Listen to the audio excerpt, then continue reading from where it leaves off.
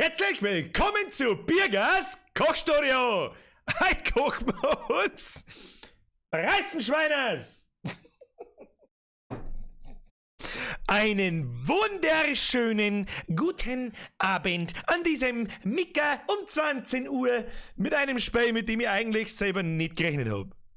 Habe ich nicht können sehen. Jetzt habe ich schon wieder seinen Namen vergessen. Kruzifix. Der Chat eskaliert schon wieder so dermaßen, es sind über 300 Leute, bevor wir überhaupt anfangen. Ich habe schon gesehen, wir müssen bei mehrere Blödsinn-Spiele auspacken. Habe ich schon gesehen. Ja, mit den fetten AAA-Games, da kommst du nicht weit. Hier, FIFA interessiert keine Sau nicht. Und anstatt Cyberpunk spielen wir, weiß ich nicht, einen Einbrecher-Simulator oder so. Habe ich dritt ebens, der Birger, an diesem wunderschönen Micker, 20 Uhr, gute Zeit zum Kirchhozehnten. Hab ich gehört. Was in dem Spiel ziemlich schnell geht, so anscheinend. Ich habe keine Ahnung, ich habe noch keine Sekunde gespielt. Ja. Ich habe ja gesagt, dass wir halt was anderes lernen. Dass wir einen Cooking-Simulator auspacken, habe ich auch nicht können sehen, aber jetzt ist das halt so. Aber fangen wir mal an mit den wesentlichen Dingen, okay? Habe die Ehre an die Frau Kerndl, an den Winterswald, an den Herrn Apfel, an den Herrn Renner, an den Fotografisch. Er war's. Du hast mir ein Ding vorgeschlagen, ich hab dir gestern schon gesagt, das ist gar keine dumme Idee. Du warst der einzige, glaube ich, der seit Ewigkeiten das Spiel vorschlägt und es war gar keine schlechte Idee. An den Winterswald, an den Apfel, an den Herrn Renner, an den Fotografisch, an den CMT Craft, an den Herrn Eichinger, an den Rammsteiner, an den Anti-Radler-Squad. Ist auch ein guter Squad, nicht ganz so krass wie der Vollbier-Squad, aber guter Squad. Hoppala. An die Frau Stöckel, an den Traumschwinger, ans Alien, an den... Oh, Alien. Real Skiller!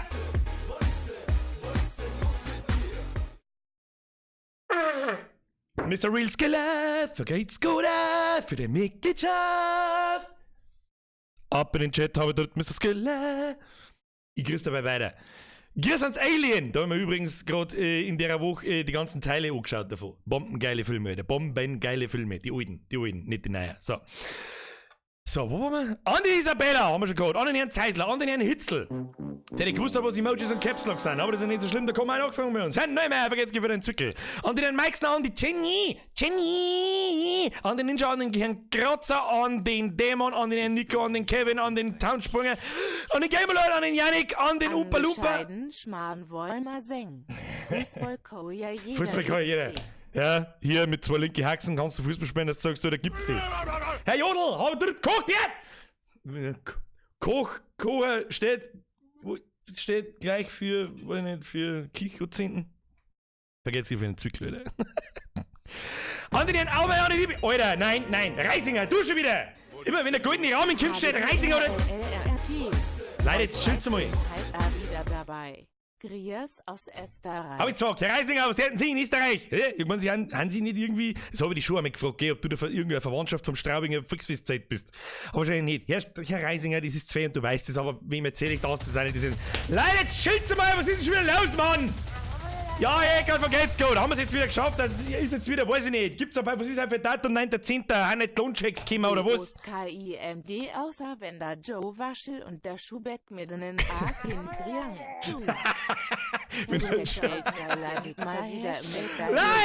Hashtag Keyshot7. Chill mal, grüße aus München. Mal wieder im LKW. Aber jetzt sag, du ja keinen Scheiß nicht bauen. Also du darfst eh schon nicht mehr fahren wahrscheinlich. Oder doch, du darfst schon noch fahren. Aber bis um 10 Uhr darfst du fahren. Leider, was? Nico, Herr Hinterkörner, vergeht's dir für deine Mitgliedschaft. Bitte aber den Chat, habe ich dritt an die... Alter, jetzt fängt das wieder an. Warum jetzt warst du die ganze Zeit so schießt halt? Wir haben so schießt spielen können.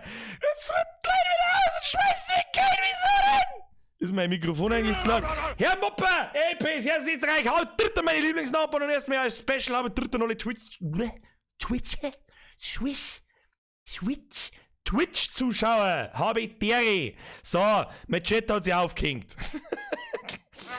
Was ist eskaliert, aber so krass, dass das der Chat auf. Ich sollte nicht das lesen, Kinder. Herzlich willkommen im Birgers Kochstudio. Das da, meine, sind Kickerlachsen. Ja, vergeht's gut, habe ich dritt Chefkoch Birger. Ich bin der Chefkoch. So, heute geht's ganz anders. Ich sag's euch, wie es ist, heute geht's ganz anders. Wenn die Bude nicht einbringt. So, jetzt muss ich erstmal schauen, wer da schon wieder mit... Der Mietsman war das schon wieder mit einem Zehner. Was kommt außer, wenn der Joe Waschel und der Schubeck miteinander Kind kriegen? Du. Herr Mietsman, vergeht's gut. Sam Crow, Mr. Mike, ich weiß nicht, warum da schon wieder keine Donations sind. Löffentool. Was? Ich gebe dir 10 Minuten bis Kirch brennt. Mike, alles klar. Totale Eskalation. Ich hör's nicht auf jetzt. Chillt. Like nicht, Abo-Button auf Twitch. Was ist denn hier los? Ich erkläre euch gern, Mr. Meatsman, totale Eskalation, vergeht's gut nochmal. Warum gibt's keinen... ich könnte bereits Twitch-Partner sein. Schon ziemlich lang sogar. Ja, jetzt kommt sie fix, ich darf sich etwas verzeihen! Achtung, Durchsage, die Hütte brennt. Schnauze jetzt! Ja, Leute, Alter. 765 Leute, wo in die Kohle. Das Spiel muss das beste Spiel auf der ganzen Welt sein. Keine Ahnung, ich weiß nicht, wie es ist. Wir werden sehen. Grütze, fix, jetzt kennt ihr ja mal, was ist los mit euch? Fix mal.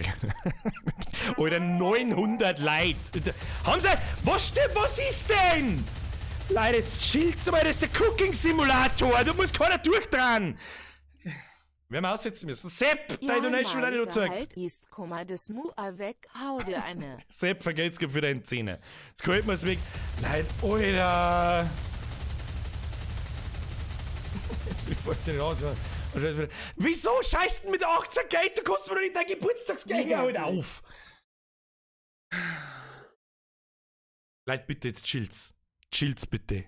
Auf alle Fälle sind instant, es war noch nie. Nicht einmal bei, ja, okay, beim Landwirtschaftssimulator, das sollte einfach nicht mehr sein. Nach 6 Minuten, wenn wir nicht mehr angefangen sind 1000 Leute da. Macht's mich auch nicht nervös. So, das war den. Alter, jetzt chill halt einmal! Spende für Nike. Im Voraus schon mal. Im Voraus schon mal. Irgendwann muss ich mein Stream-Equipment mit meinem echt. Wenn ich mir Nike kaufe. Herr Gesichts! Ja, seh! Das hört halt aber auch nicht mehr auf. Ich weiß nicht. Danach aber schon gleich einen den spielen wir im VR. Der glaube ich geht im VR. Aber ich habe schon gesagt, mit dem Herrn Zencrow habe ich mir heute im Dings ganz kurz 2 Zeilen lang unterhalten im Discord. Den Link zum Discord findet ihr übrigens unten im Chat, falls das jemanden interessiert und wenn jemand neu dabei ist. Erst einmal habe ich die Ehre an alle Neuer für die Frage. Heute seid jetzt mal 5 Sekunden euer Fotzen, weil ich was erklären muss, wenn da 1000 Leute drin sitzen, sind mit Sicherheit einige Leute, die zum ersten Mal da sind. Die Leute, die zum ersten Mal da sind, erstens, Twitch-Partnerschaft. Ja, kann ich schon lange sein, geht aber nicht, weil dann darf ich nicht mehr auf YouTube streamen, was man da herinnen sagt, was ich gleichzeitig aber tue, weil meine Hauptcommunity Schnauze! Ihre Begrüßung von meinem Bruder, wir hatten Unterhaltung von... Ich arbeite dran. Merci dir. Und ja, das war's zur Twitch-Partnerschaft, also die wird auch nicht kommen, ne? Wird auch nicht kommen. Stattdessen gibt's die Mitgliedschaft auf YouTube, was genau dasselbe ist wie bei Twitch, bloß da kostet's was! Und nicht Twitch Prime, das nichts kostet! Das ist quasi wie die Real Member. Real Vollbier Squad Member. Dann, mit dem Sam Crow habe ich mich schon unterhalten, so, fuck, dass das nicht in VR geht, das war geil. Das war das erste, hätte ich auch Bock drauf, dass das der erste, VR-Stream war im Cooking-Simulator. Das war schon geil. Es war halt. Hoppala. So. Dann das nächste für alle neue Leute, die nicht so oft dabei sind beim Streamen, ja? Jeden Montag, jeden Mittwoch um 8 Uhr. Okay? Verschiedenste Spiele. Überhaupt und sowieso. Und immer nehmen wir uns 10 Minuten Zeit, bis wir mit dem Zocken anfangen, bis sich mal jeder einfindet, da jeder fertig ist mit Geld schmeißen und einen Chat voll scheißen mit Mist und was weiß ich, was ist für ein Scheiß. Und dann fangen wir an. So, und zum 28. Mal auch für den Maxis, Flimmer, Ben, Superpets, Light, ich weiß nicht, was das wieder für ein Name sein soll, zum 8 Millionsten Mal, es geht nicht jedes Spiel in VR. Leider Gottes auch Visage nicht. So, wir haben 1100 Zuschauer. Ich weiß nicht. Das war übrigens der Babyelefant, wie wir alle wissen. So, wir starten das Spiel. Ich bin gespannt. So, jetzt bin ich gespannt. Bin ich gespannt, was das wird. Starte das Spiel, dampft man noch mehr ein, Pfutzen. Los geht's! Machen wir mir Playway. Dann wir auf Zocken. So, wo ist das Spiel? Ah. Aber das war aber ein kurzes Musikintro. Sehr kurzes Musikintro. Oh! Hell yeah!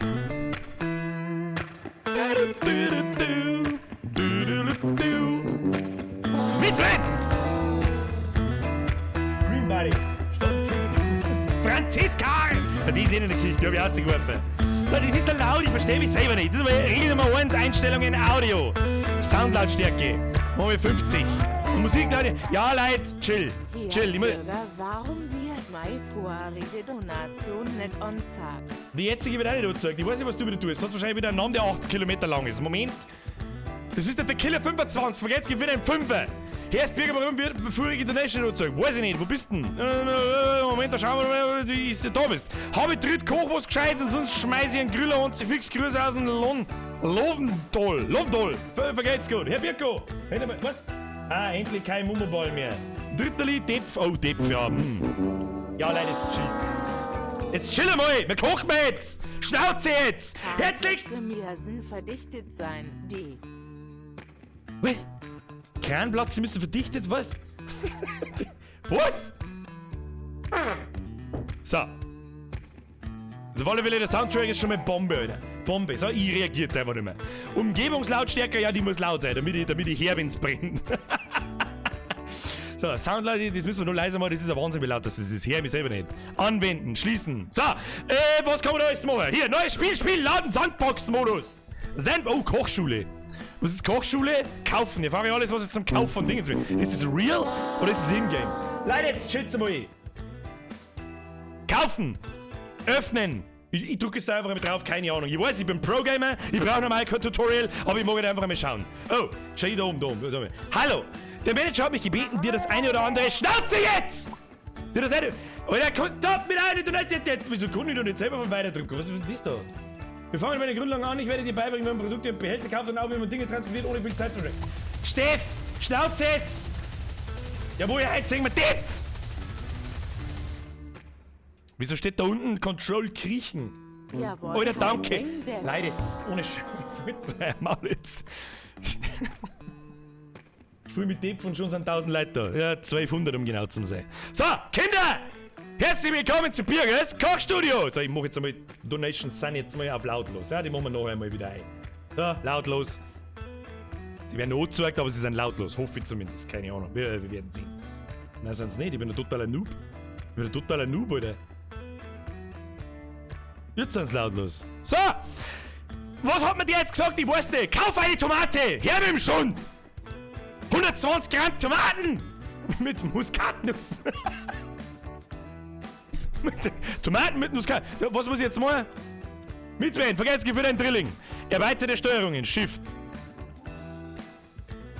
Okay, mit der rechten Maus. Ich brauch kein Tutorial, hau ab, zurück ins Menü. Ab in, weiß ich nicht, was der Mann? Sandbox-Modus. Hallo, ich bin Pro-Gamer. Scheiße, hast du da ein Tutorial braucht, wenn man scheiß Tomaten kauft? Dein Maul! Neues Spiel. Im Kühlschrank findest du nicht nur Fleisch. Na, dann ist das scheiß Kühlschrank. Möchtest du an deinem ersten Tag dem Tutorial folgen? Soll ich das machen? Nein, Mann, bin Pro-Gamer. Schnauze jetzt. So, wo haben wir? Das schaut aber noch das ist aber eine sehr große Küche für eine Person. Kinder, kann man das Multiplayer spielen? Ich glaube nicht, gell? Was da? Es gibt keinen drinnen. Widerstand ist zwecklos. Ist richtig. Ausziehen, vergesst, ich werde Zwickel 29. So, was soll ich mit dem? Weiß ich nicht. Ziellinie, Arbeitstag. Wenn du mit einem Gericht fertig bist, bring es hier hinüber. Nimm die Bestellung, die du dem Kellner geben möchtest, vergiss aber nicht, zuerst ein Foto davon zu machen. Das ist das Allerwichtigste. Das Allerwichtigste ist für unseren meisterhaften 5-Sterne-Kreationen ein sauberes Instagram-Foto zu machen und das posten wir heute auch auf Instagram. So schaut's aus. Wäre übrigens noch nicht, das tun wir tatsächlich. Das tun wir heute. Dann zum Ärger Weißwurst, Safe Pandas. Vergesst für die Mitgliedschaft, Herr Müller. Leute, jetzt chillt's einmal. Was ist denn los mit euch? Und warum haben bei so einem Scheißspiel 1200 Leute? Ihr hat's so im Arsch und ich verstehe es auch nicht. Machen dir, Achtung, da war wieder der Chinesenbub am Post-it schreiben. Machen dir keine Sorgen, wenn es nicht genau wie im Rezept aussieht. Es wird nicht ein einziges Mal nach Rezept laufen, Freunde. Ich habe gehört, dass sie es mit CG fälschen. Was? Mr. Killer! Vergesst finanziert jetzt Herz auf, Leute, ohne Scheiß. Erstwege Jahre Tipp, heute gibt's Nudelsuppen ohne Tomaten, dafür mit Muskatnuss und vergeht's gut. Weg mit dem Schund! Was ist das? Was ist das? Ein Tablet an der Wand. Wofür? Kann das was? Nein. Kann das was? Nein. Was ist, also da soll ich mein fertiges Essen herbringen? Okay. Vielleicht soll ich es aber auch lieber da herbringen. Bin mir nicht sicher, falls das tatsächlich ein Blömer ist. So, Telefon! Ich nehme eine Pizza bestellen, weil ich Pets im Chor bin. Oh, mittlere Maustaste werfen. Weg mit dem Schund, was ist das Telefon? Haben wir 1905 oder was? Grütze, fix. Aber das, wenn es dann Boni wirfst, geht der Bon kaputt, nicht das Telefon. Was ist denn das? Ein Nokia 3310. Was kann ich jetzt da? Erweiterte Steuerungen. Shift fallen lassen. Oh.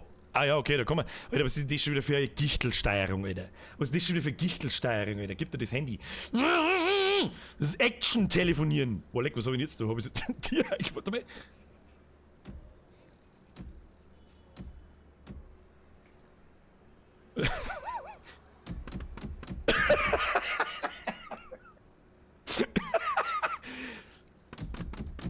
Keiner Sepp! Kimmerway! Also ich kann mit Telefonnummer anhaben, aber nicht telefonieren. Das Geilste, das Geilste. Best Game ever. Was steht da? Du wirst diese Zahlen brauchen. Das ist eine ganz normale Küche. Ständig fallen Geräte aus. Weiß ich nicht, die schaut ziemlich modern aus. Wieso sind da die ganze Zeit Geräte auseinanderfallen oder ausfallen? Was soll das? Ich habe die günstigsten Kellner im Telefonbuch gespeichert. Bedanke dich nicht bei mir, PS. Überlege dir zweimal, ob du die günstigsten einstellen willst. Falle! Dann nehmen wir einen Kellner Sepp. So, jetzt gehst du mich her da. Was? Bei der Arbeit zu spielen macht Spaß.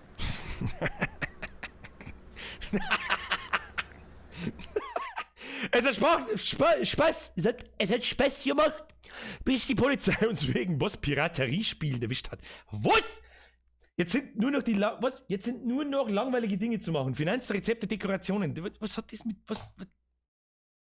Der Manager hat eine Software zur Weiterbildung installiert, aber ich glaube nicht dran. Was sind diese Zettel? Die checken ganz...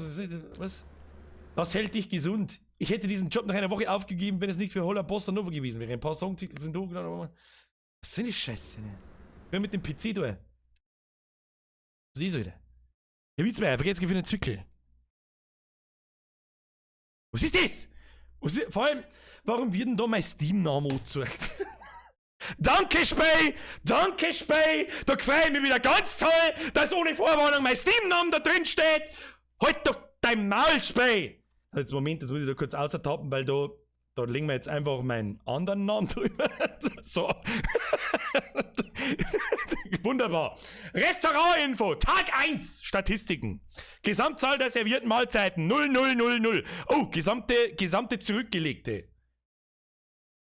Gesamte zurückgelegte was? Nudel. Keine Ahnung. Freigeschaltete Rezepte 3 von 180. Ich hab da gar nichts da, aber okay. Ja, ist ja wurscht. Rezeptmanager. Oh, jetzt sag, was haben wir denn da? It's gonna be serious. Was haben wir da? Was ist das da? Gebackene Forelle. Ist eigentlich was Geiles. Ist in real life eigentlich was Geiles. Kennen wir. Ja, aber so wie ich das sehe, ist da keine Muskatnuss drin. Was ist das? Tomatensuppen. Die kriegen wir auch noch hin. Lachsteak und gekochte Kartoffeln. Ach, was ist da oben? Das ist das Zeit. Was ist das da links? Was ist da links? Okay, das ist das C-Dings da, das wäre wahrscheinlich, weiß ich nicht, für Currency oder so stehen. Vielleicht ist das der Preis. Was ist das da? Weiß ich nicht. Ich weiß halt auch nicht. Ist ja wurscht. Was ist das da? Perk-Browser. Man kriegt da Perks. Ernsthaft? Ich weiß auch nicht. Fähigkeitenmanager. Gerichtspreis-Boost. Gäste zahlen 10%, 30%, 50% mehr für ihre Bestellungen, ohne die Punktzahl zu beeinflussen. Den Perk, wenn sie nicht geben, da drin. Deko-Manager! In Gebrauch. Brauch ich nicht! Brauch kein Deko! Ich bin Pro-Gamer! Schließen! Was ist das? Oh, der Radio! Va bene! Va bene! Va bene! Mua. So, jetzt schauen wir mal! Wo kommt denn da eine Bestellung? Brauchen wir einen Kellner? Wir brauchen ja einen Kellner, sonst kommt ja keine Bestellung. Was ist das? Nehmen! Timer einstellen! Ah, das ist die Küchenuhr. Küchenuhr ist gut. Küchenuhr können wir brauchen. Wir tun das wieder weg. Weg. Man kann alles werfen, das ist geil. So, was haben wir da? Küchenmesser. Das ist das Allerwichtigste. Da gehst du her. Erst einmal sauber. Kann man da nicht.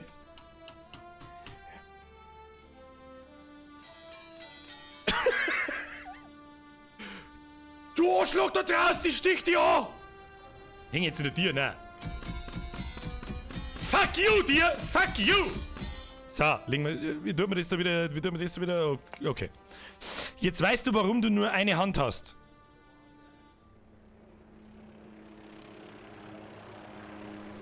Warum? Warum habe ich nur eine Hand? Das muss ich jetzt ausprobieren. Wenn ich jetzt das Messer und wo habe ich die Uhr hingeschmissen? Da habe ich die Uhr hingeschmissen. Moment. Ja, geht nicht. Geht nicht? Okay, ich hab nur eine Hand. Okay, da hat er recht. Okay, touché, heute mit Maul. So, was haben wir da? Offensichtlich haben wir in unserer Abteilung der feinsten Zutaten. Schau, Benachrichtigungen. Schau, jemand hat ein Essen bestellt. Wer hat das aufgenommen? Der Heilige Geist. Wir haben keiner. Wir haben ab sofort geöffnet. Die ersten Bestellungen sollten jeden Moment eintreffen. Was? Warum? Ich bin maßlos überfordert. Ich bin zwar 5-Sterne-Koch, aber maßlos überfordert. Schau, jemand hat ein Essen bestellt. Jedes Mal, wenn ein Kunde etwas bestellt, wirst du in der oberen linken Ecke des Bildschirms benachrichtigt. Benachrichtigungen werden auch angezeigt, wenn du noch 1 Minute Zeit hast. Was? Das geht um Zeit? Oh Gott, what have we done? Um ein Gericht fertigzustellen. Wenn du so spät dran bist oder ein Gast nicht mehr warten möchte und Hause geht. Alter, bedien mein Brudi oder ich geh Hause. Du zu spät dran bist oder ein Gast nicht mehr warten möchte und Hause geht.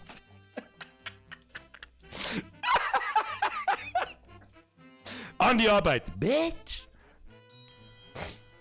So, was haben wir da? Lachsteak und gekochte Kartoffeln. Kombiniere. Wir brauchen Tomaten und Zitronen. Jawohl. Kommen wir noch nicht mehr nehmen. Ach so, ja, ich muss jede einzelne Zitrone da einzeln. Ich weiß überhaupt nicht, oh, da liegt der Mixer.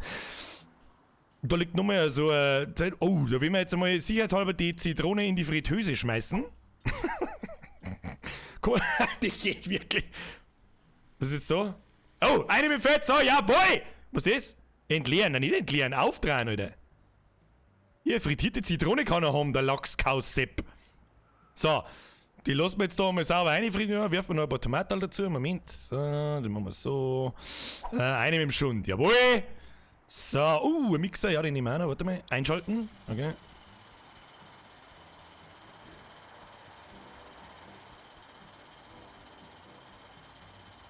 Nein, ich will nach unten. Ich will nach unten.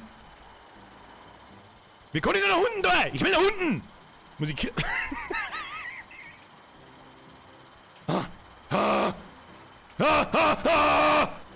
So, das muss klar. Hinterdrehen Eck. So, was werfen wir da noch dazu? Was haben wir da? Frittierte Sonnenprodukt kaufen. Wieso kann ich das nicht kaufen? Jetzt muss ich nicht Scheiß auf kaufen. So, hier. Öl in Öl frittiert. Hat noch nie... Oh, habe ich nicht gewusst, dass da Zeit... Oh, man konnte... Machen wir da den Schrank auf. Nein. Nimm das. So, verräumst, bevor der Chef kommt. So. Du sollst die Tür auflassen! So, schnell verräumen. Schnell verräumen. Moment. Mein Gott, wirfst du da rein? Ja, das machen wir hier so. Ja. Ein gut Ding braucht Weile, ja? Ja, der Chef darf das nicht sehen, das ist schlecht. Ja, und der Chef, der ja gleichzeitig ich bin, so, machen wir wieder zu, damit nichts passiert, jawohl, so, da ist überhaupt nichts passiert, was mir geht's uns an der Zitrone. So, die hat Temperatur offensichtlich. Die kann da natürlich nicht direkt eingelangen, das macht natürlich Sinn. Schaut mal aus, tust du mal entleeren, tust du mal den Schund raus, wieso kann ich die nicht nehmen? Wieso kann ich die nicht nehmen?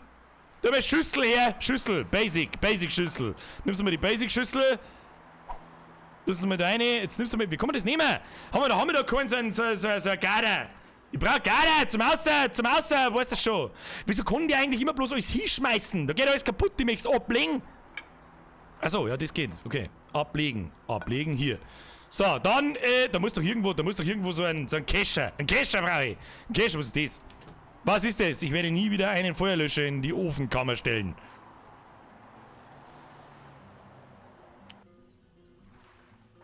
Wo ist da ein Feuerlöscher und wie stehe ich den in die Ofenkammer?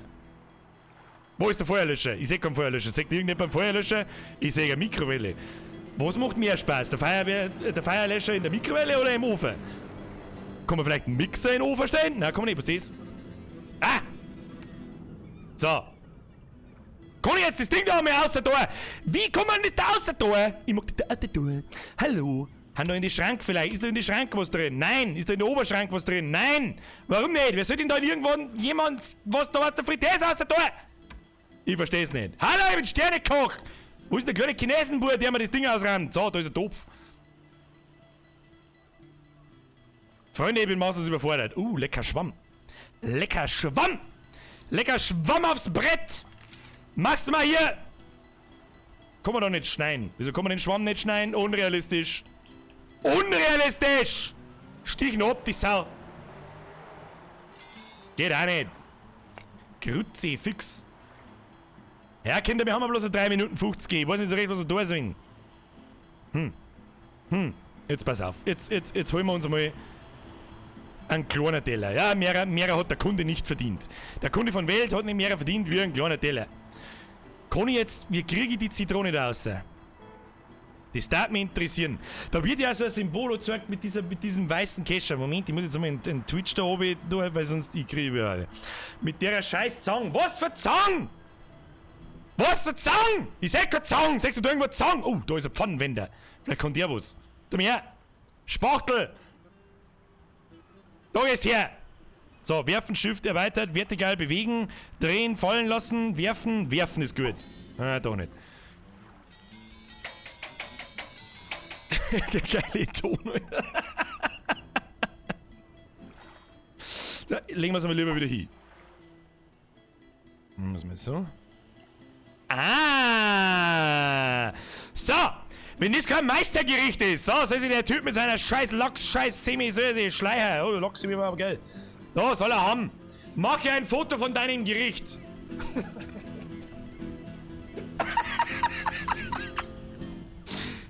Weiß ich nicht, kann ich da nicht. Sexy. Wie kann man das nennen? Kann man das auch irgendwie nennen? Mach ich einen Screenshot, zoomen, Benutzeroberfläche, ausblenden, Reset-Einstellungen. Ja, ein bisschen zurück. Moment, Rahmen-Logo, keines Rahmen. Da mein Rahmen ja. Oh, der ist sexy. Also wenn der Rahmen nicht sexy ist, dann weiß ich es auch nicht, Kinder. Wenn dieser Rahmen nicht hochgradig sexuell ist, dann weiß ich auch nicht! Oh. Bisschen Duckface. Ich weiß, Duckface ist ziemlich 2010, aber... Wer macht jetzt einen Screenshot von mir? Ja, warte mal. Ja, dann kann ich bloß ein halbes Herz machen. So.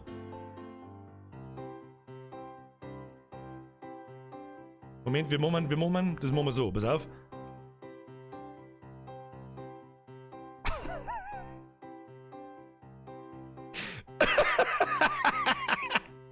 Best Game ever, habe ich jetzt schon gesehen, habe ich jetzt schon beschlossen, Best Game ever. Scheiß auf den Landwirtschaftssimulator, scheiß auf FIFA, scheiß auf Cyberpunk, oder jetzt gibt's bloß einen Cooking-Simulator.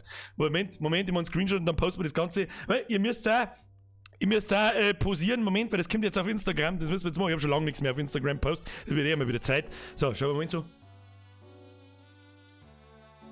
So, pass auf, das richten wir jetzt noch schnell in Fireworks.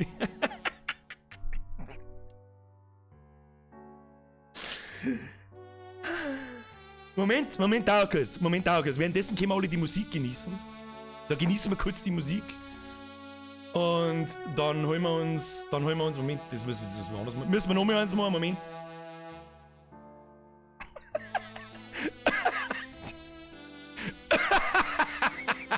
Ist das eine dämliche Scheiße, oder? Das ist so eine selten dämliche Scheiße, dass ich einen Schlaganfall krieg. Moment, da machen wir einen Rahmen rundum. So. Wenn das nicht hochgradig sexy ist, Moment.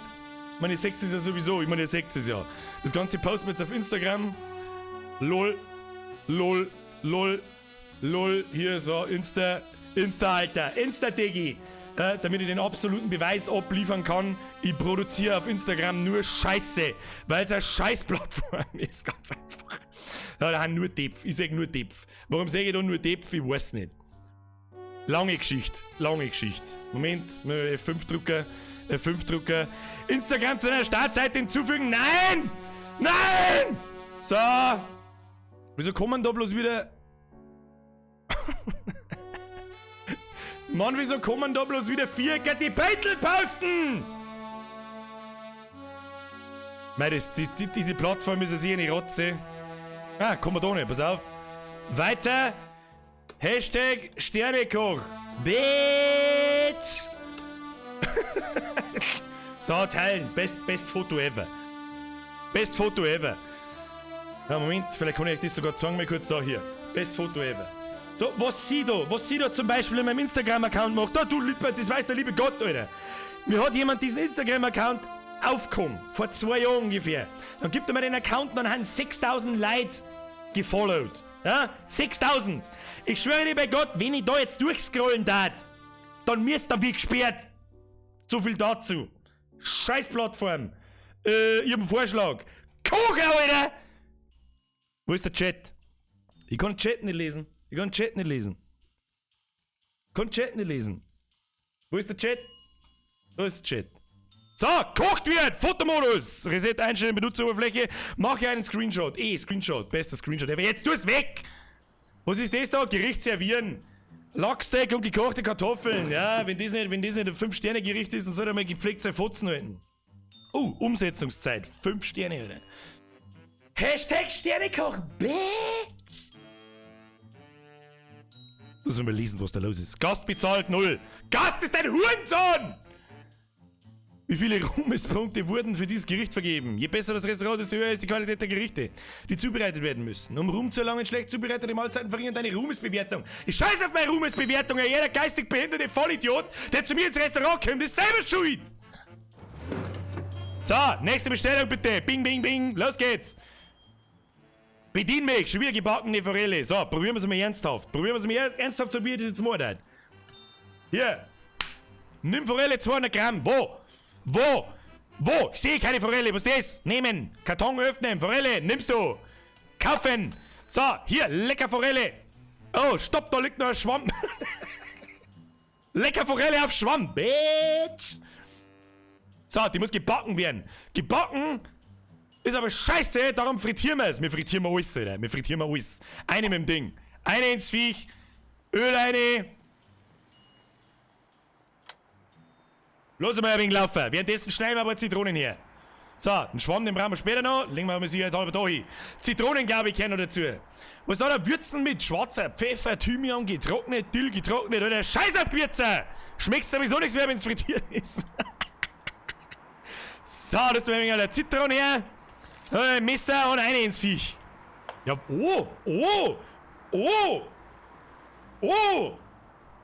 welch Feinstestgericht. Achtung. Oh, das ist sogar, wird das realistisch geschnitten?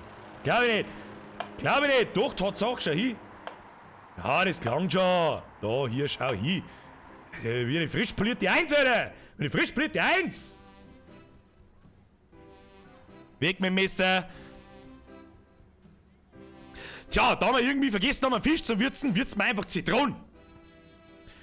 Scheiß auf Pfeffer, scheiß auf Thymian, scheiß auf getrocknet. Ich soll auf alle Fälle getrocknet 5 Gramm. Wo gibt's denn Gewürze? Wo waren Gewürze? Da Kartoffeln, Lachsfilet, bla, brauch ich nicht. Weg. Da ein Gewürze. Was ist das? Schwarzer Pfeffer, Dill, Thymian. Was ist das? Salz. Cayennepfeffer, Meerrettich. Ha! Feuerlöscher, Bitch! Sollst du nicht hinstellen, du sollst aber mal sauber, was das eh.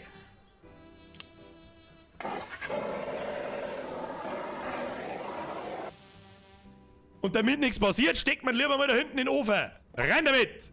Rein in die gute Stube, eingeschaltet, schauen wir, was passiert. Ich glaube, unser Verein ist fertig. Sternekoch, bitch. So, wir haben gelernt, wir müssen jetzt einen Teller nehmen und dann die Forelle da drauflegen. Cooking Malaga! Cooking Malaga! Alter, was ist jetzt passiert? Ja, okay, der Ofen hat's zerrissen. Ja, das notiere ich als scheiße gelaufen, Alter. Scheiße. Mein schöner Teller, mein schöner Forelle. Dann müssen wir uns einen Teller holen, das hilft nicht. Nein, hilft nicht. So, kleiner Teller, mehrere kriegt der Arschlochgast nicht. Legst einmal die Zitronen. Was tust du denn? Das ist auf den Teller aufgelegt, du Spacken. So, tust du mal ein paar so Dinge her. Ja, Lecker fein. Lecker fein, schau dir dieses Gericht an, das ist der Wahnsinn. Das ist der Wahnsinn. Ein paar, was für Punkte? Für Punkte, da haben wir ein paar Gewürze laufen. Was ist jetzt da? Sollst denn hinstellen, du Spacken? So, das ist ein paar Gewürze laufen. Was nehmen wir da? Was ist irgendwas von Dill? Wer mag Dill, Alter? Ich hätte so gern Muskatnuss. So, nimmst du mal ein bisschen Thymian. Jawohl. Ja, sauber drüber. Gib ihm, Alter, gib ihm. Mehr Thymian, mehr gut. Pfui hilft pfui. Pfui hilft pfui. Rein ins Viech. So, stellen wir wieder hin. Was haben wir da? Meerrettich. Der hat auch noch nie geschaut. Aber der geht aber auch nicht auf. Was geht noch auf? Wie viel Zeit haben wir überhaupt noch? 3 Minuten! Alter, da kocht er hier 5-Gänge-Menü. Was geht mit dir? So, hier. Schwarzer Pfeffer, Dill. Wo ist schwarzer Pfeffer? Schwarzer Pfeffer. Her mit dem Schund. Jawohl. Bam, bam, bam, bam, bam, bam, bam, bam, bam, bam, bam, bam, bam. Oh, daneben gesalzen. So, 5 Gramm, lang schon. Was weiß ich, wie viel Gramm das wirklich einkehren ist, mir doch scheißegal. Ein Dill haben wir noch. Wie viel Dill gehört rein? Hier 5 Gramm, Fralle, die geben wir ihm, gib ihm. Hier, Fischi. 1, 2, 3, 4, 5 und 6. Weil ich gehört habe, dass es dann besser schmeckt und mehr Punkte gibt. So. Jetzt bin ich gespannt, da will man nicht mindestens. Habe ich da gerade was richtig gesehen? Nein, das war Dill. Thymian.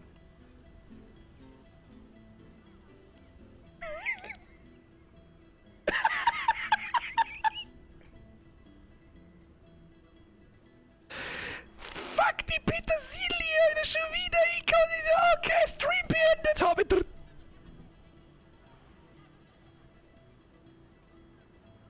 Völliger Blödsinn, der Stream ist natürlich nicht beendet. Hat sich nicht ganz dicht oder was? Ich muss aber schnell was trinken, sonst kotze ich hier.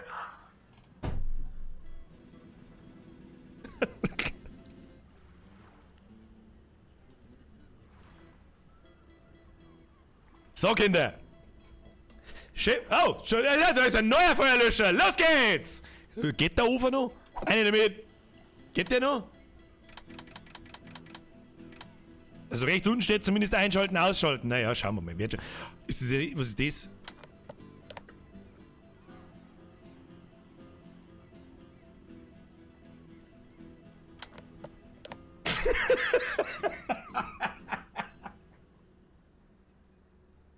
The best fucking game ever. Ever.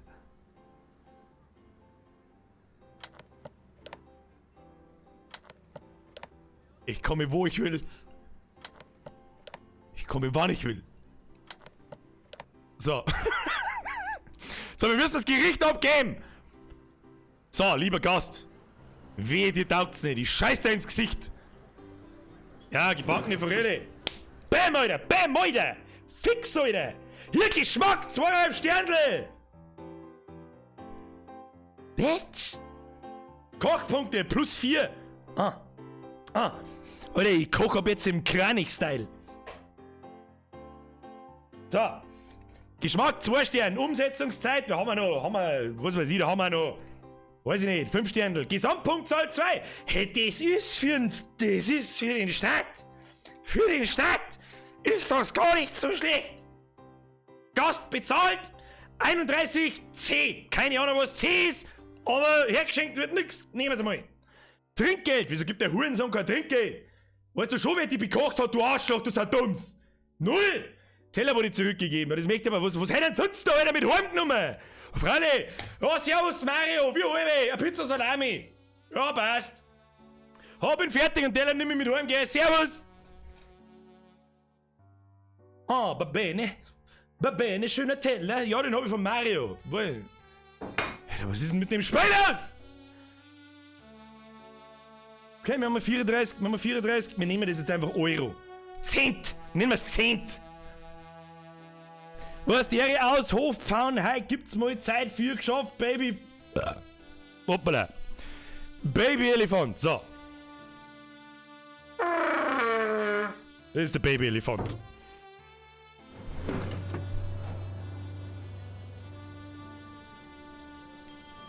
Oh, wir haben ein neues Gericht. Tomatensuppen, oder? Die kann nicht so schwer sein. Tust du mal her. Hühnerbouillon, 700 Milliliter. Du, meine Chefkochkenntnisse sagen, da brauchen wir mindestens 2 Liter. Wo ist denn die Flüssigkeiten? Hühnerbouillon. Kaufen. Oder ein Tetrapack. Was haben wir für einen scheiß Saftladen? Alter. Brudi. Alter, was haben wir denn da ist? Das hätten wir gleich sagen können, dass wir den... Wie kann man den da nicht einstellen? Muss ich ihn einwerfen? Muss ich Kobe! Fuck. Kobe! Ah, like a Boss, Alter. Nimm lieber den anderen, der ist besser. Hab ich gehört. So, hingestellt. Da brauchen wir Schüssel! Schüssel! Schüssel! Da ist eine Schüssel. So, hier, Schüssel. Schüssel. Händelsuppen. Du sollst es da einschütten. Wie viel schütten wir jetzt da ein?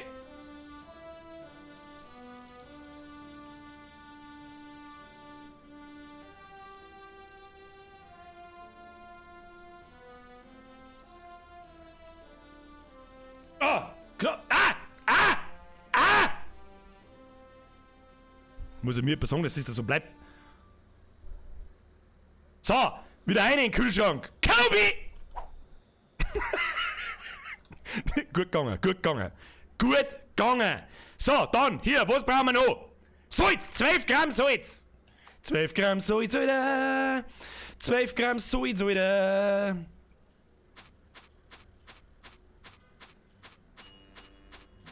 Ah, okay. Wir machen das beste Gericht ever. Bestes Gericht ever. Strille, probier mit dem Feuerlöscher am Kundennutzen dran. Fucking nice idea, bitch! Hey, Kunde! Fick dich mit deiner Tomatensuppen! Friss den! Nein, mag ich nicht. Hab ich gesehen, den mag ich nicht. Du, den Feuerlöscher, den mag ich nicht. Den wollte ich nicht haben. Aber ich hab eine besonders tolle Idee. Wenn er einen Feuerlöscher nicht direkt nimmt, dann jubelt man ihm halt unter. Indem, dass wir da ein bisschen reinlöschen. So. Ja, das ist gut. So, dann werfen wir den Säckchen drin. Brauchen wir nicht mehr. Weg mit dem Schund. Das ist schon ganz lustig, das Spiel. Kannst du sagen, was magst du denn? Schwarzer Pfeffer 12, Cayenne-Pfeffer 6. Bäm, Alter, wieso hab ich bloß so ein Handy? Das kann so würzen. Naja. Da kann man jetzt auch wieder verstehen, was man will. So, wie war das gleich wieder? Was haben wir wieder überhaupt? Pfeffergabe, geht 12. 1, 2, 3, 4, 5, 6, 7, 8, 9, 10, 11, 12. Grütze, Fixwegs, Arschloch, Hupen da draußen umeinander wie ein Vollgas gesenkte Sau. Was haben sie da Spieleentwickler wieder gedacht? Boah, geil, ich hab einen super Ambiente-Sound. Ja, welchen? Ja, 50 Autos, die draußen umeinander hupen, weil Dauerstau ist. Ja, das machen wir, das ist eine gute Idee. Das geht die Leute mit Sicherheit nicht auf den Sack. Was haben wir da? Cayennepfeffer, 6 Gramm, wenn ich mich richtig erinnere. Ja, legst du dann die ganze Schüssel ein. Jetzt haben wir alles ausgeschüttet. Du Trottel! 440 Milliliter drin, die müssen im Klangen. Du, die müssen im Klangen. 1, 2, 3, 4, 5, 6, so. Die müssen im Klangen, wir haben es auch nicht zum Herschingen, gell? Wir haben es auch nicht zum Herschingen. Was brauchen wir noch? Tomate, 960 Gramm. Hinzufügen, saure Sahne, das dauert eine Ewigkeit. Gieße die Flüssigkeit 300 Milliliter auf einen tiefen Teller. Heiß servieren. Bin ich, weiß ich nicht, was soll denn das? Wer bin ich denn? Tomate. Ja, das sind Zwiebeln. Ja, da haben wir nicht genau sehen, nehmen wir die haben auch rot. Na, du nicht. Hinteren Eck. So, scheiß auf Zwiebeln. So, muss ich da werfen, erweiterte Steuerung, Produkt kaufen? Muss ich da jedes Mal 120 Gramm Tomaten, muss ich das jetzt mal... Wie tun das? Die müssen in den Topf. Die müssen in den Topf, Kinder. Da muss man mit dem Mixer einwichsen. Ich mix den Mixer. So, probieren wir jetzt erst mal, ob das überhaupt geht. Na, unten bewegen. Aha. Also es darf schon gehen. Wir haben ja, glaube ich, auf dem richtigen Weg. Ja, wenn der Mixer mal am Boden befällt. Hallo, die Küche ist putzt wie eine frisch polierte Eins. Im wahrsten Sinne des Wortes. So. Und weißt du, was mir an diesem Gericht am allermeisten stört? Dass das mit Sicherheit wieder irgendein sicheres Veganer-Arschloch bestellt hat. Ja, Entschuldigung, haben Sie auch vegane Gerichte?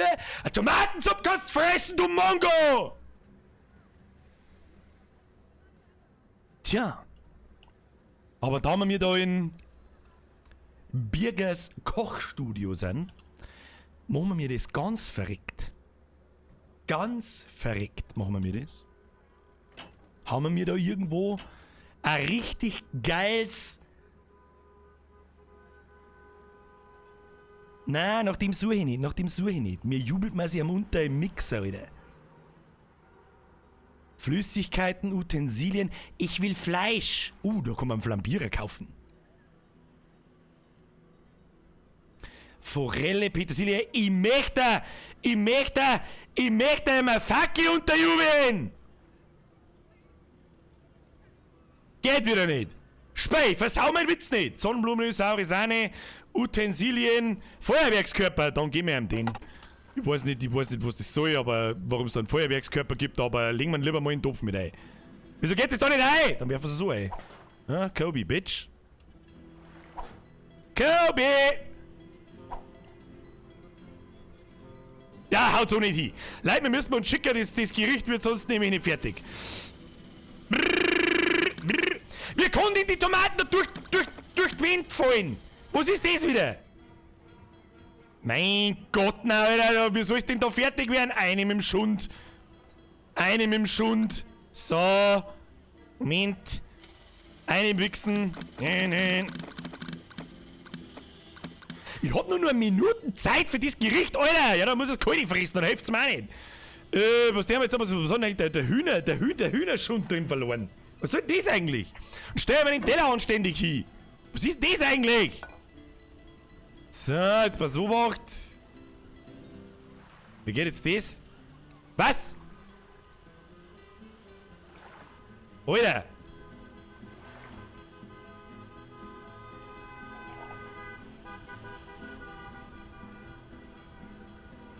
Ja, löst sie die Suppen in Luft auf oder was soll? Was? Wo ist denn die jetzt hier? Ist die durch den Tisch gefallen? Ja, tut mir leid, dann muss er alleine Schüssel fressen. Halt doch den Maul dann.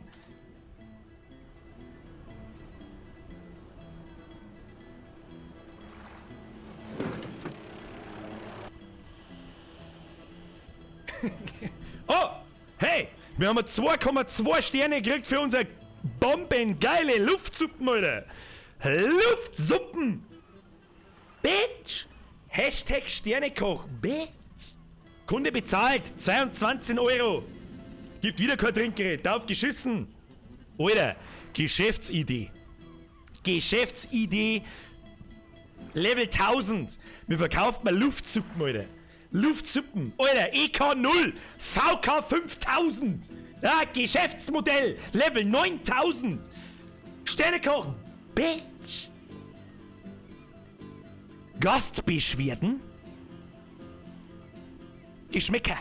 Zwiebel, saure Sahne, Cayennepfefferpulver. Zu viel. Wo war denn da Cayennepulver drin? Hab ich da vorher Cayennepulver? Ich weiß nicht mehr. Tomatensuppen. Technik. Mischung. Falsche Menge an Produkt. Tomatensuppe zu kalt. Okay, Leute, jetzt mal serious. Das war die letzte Bestellung für heute. Wenn du fertig bist, bereite dich auf morgen vor. Was, ich soll mich jetzt auf morgens vorbereiten? Okay, nehmen wir mal lieber die Zeituhr. Schmeißen wir die in den Kühlschrank, damit nichts passiert. Dann machen wir mal zu. So. Was ist denn eigentlich da damit? Da kann man das wieder zusammenbauen.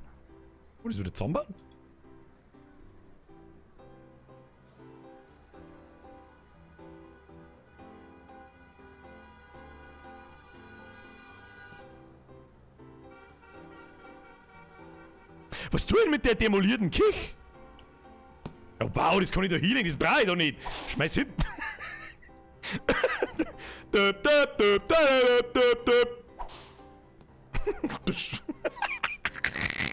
Best Game ever! Wer putzt denn eigentlich den Scheiß da weg? So, probieren wir mal mit dem Schwamm, Moment. Reinigen. Ah, yeah. So.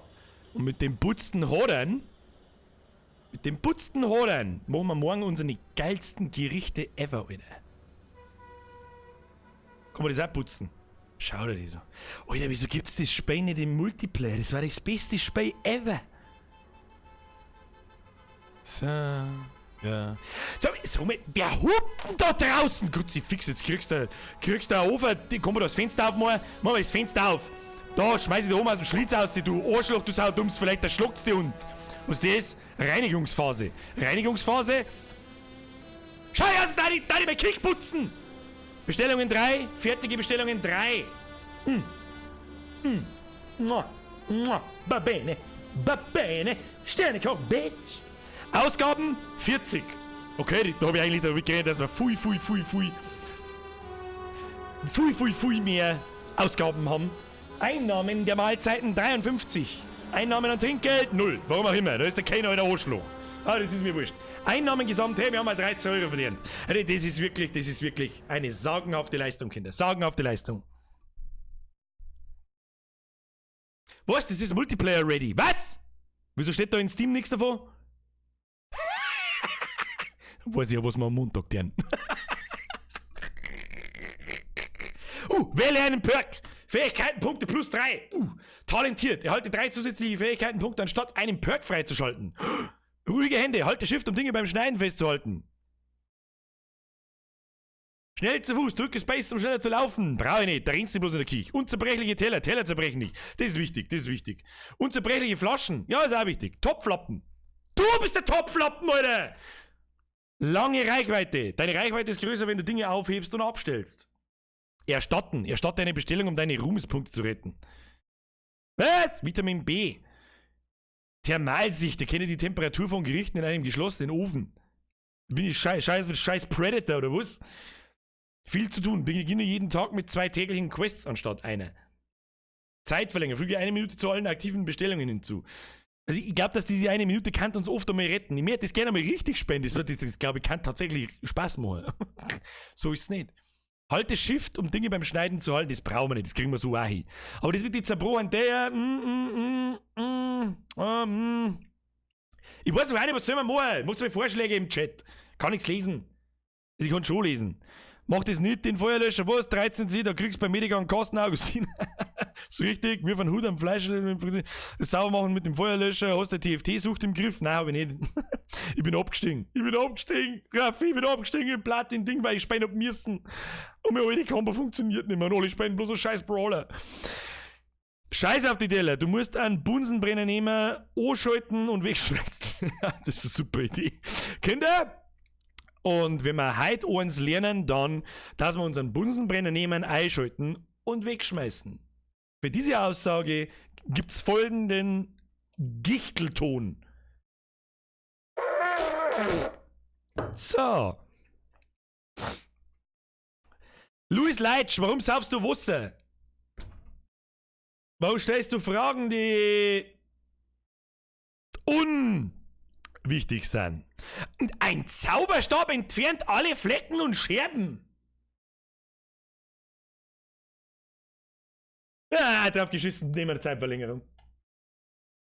Nimm einfach irgendwas, ist mir doch scheißegal. Was ist das? Fähigkeit mit Gerichtspreis-Boost, KP-Boost, Kochpunkte durch servierte Gerichte, Quest-Belohnungs-Boost, günstige Küchendecke, scheiß auf Künstendecke, Erfahrungsboost. Gerichtsserie, Reihe Gerichte mit 4 Plussternen aneinander im jeweils 20. Hey, was weiß denn ich? Nimm einfach das erste Lektion am Arsch, Gerichtspreis-Boost. Ja.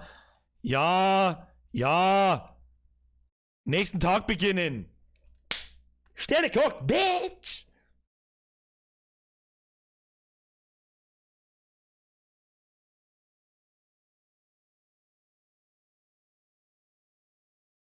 Ja, jetzt der Bus. In einer Stunde werden wir öffnen. Nutze die Zeit, um dich auf die Arbeit vorzubereiten. Ja, Chef, halt doch den Fotzen, mach doch deinen Scheiß selber. Was haben wir denn da? Alter, der schaut immer nur aus wie Sau.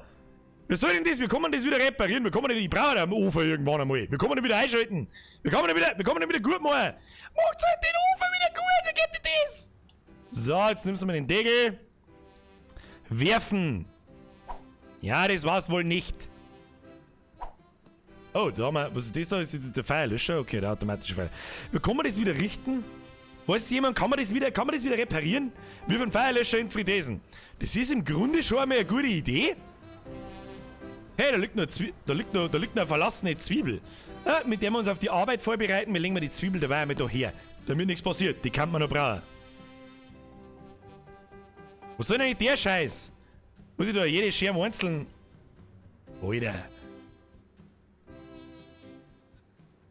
Gibt's da keinen Besen? Haben wir einen Besen? Doch, da haben wir einen Besen. Was ist das Geiles? Gibt es das Teil, oder? Wie Leder mischen wir. Bitch. Ich bin deine Putzfrau aus Leidenschaft. Putz mir den Teller weg. Putz mir den Teller weg. Putz mir den Teller weg. Wieso kannst du den Teller nicht wegputzen? So, die verteilen wir wegen. Um das Sicherheitsrisiko in der Küche zu erhöhen, verteilen Sie die Scherben gleichmäßig auf dem Boden. So, in gleichmäßigen Runden. Warum? Was? Das Spiel ist beworben mit realistische Physik. Ich will mit meinem Wischmopp an die Schermone kommen, die wahrscheinlich 4 Gramm wiegt, dann bleibe ich einfach hängen. So, jawohl. Ah, geil. Wir wischen im Uhrzeigersinn den Boden auf, um die Ausrutschgefahr für Pinguine in der Küche zu minimieren. Realistische Physik, wieder.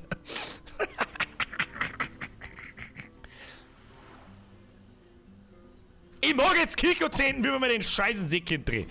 Wo ist der Flambierer? Ich mag sehen, was passiert, wenn wir Kiko-Zenten. Flambierer, kaufen. Kaufen! So, hier, einschalten. Petersilie, brennen! Geht nicht. Post-it, brennt! Metallregal, brennt. Tomate, brenn! Regal, brenn! Fernseh, brenn!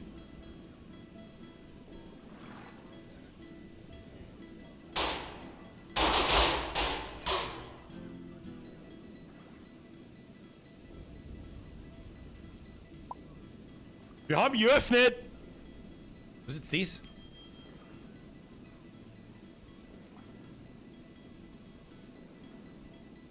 Was passiert, wie man...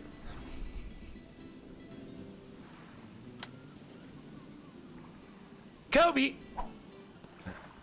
Dann kommen wir leider nicht.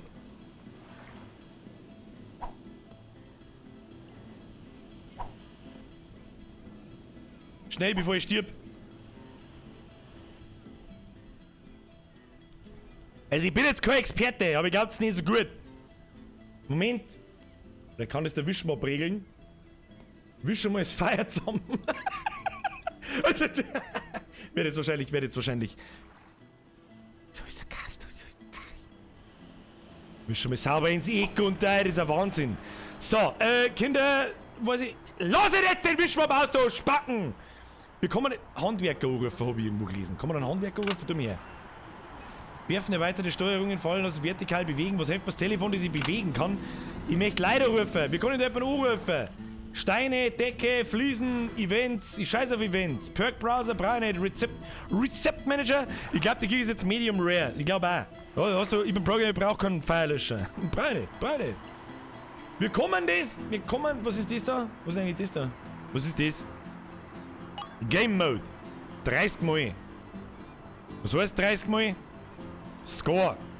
New Game. Throws left. Was ist das? Ach, ein Dartschein. Wir kommen da Daten. Ich mag Daten. An der Darts.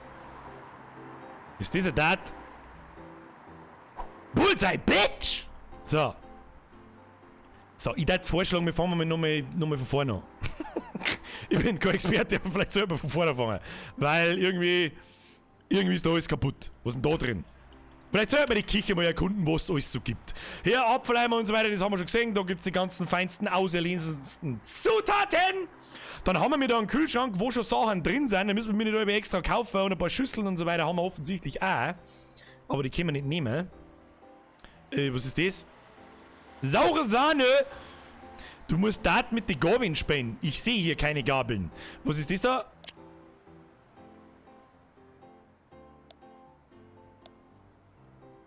Okay, da haben wir einen Ofen. Okay. Was ist das da? Ah, da gehen wir braten.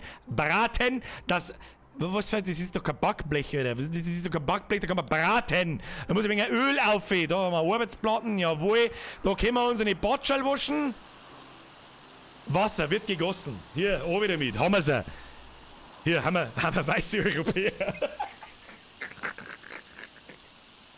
Da haben wir sie. Auch in den Schwarm, weil es wurscht ist. Der war grenzwertig.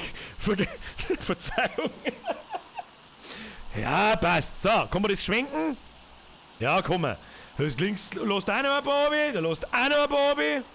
So. Eine Sache würde mich jetzt auch noch interessieren, das hat der andere geschrieben. Moment. Ah, unsere Zutatenblöcke sind einfach verbrennt. Die sind einfach verbrennt. Ja, wir haben keine Zutaten mehr, dadurch kann ich auch keinen Böller mehr in Frites schmeißen und schauen, was passiert. Aber wir können mal schauen, was es sonst noch so gibt. Jetzt pass auf. Dann unsere 2 Fritteusen, was ist das da? Grillpaar. Ah, da haben wir einen Grill. Grill ist nice. Grill ist nice. Man sollte mal grundsätzlich immer alles grillen. Schmeiß doch einen Flambierer in den Kühlschrank. Wo ist denn der Flambierer überhaupt? Ah, der wird noch frittiert, der ist noch nicht fertig. Der ist noch nicht ganz fertig. Ah, wir haben ja einen Böller irgendwo, den haben wir da unter den Tisch eingeworfen. Da ist er. So, Moment, den platzieren wir. Jetzt pass auf, den platzieren wir da neben der Frites ganz gekonnt und dann...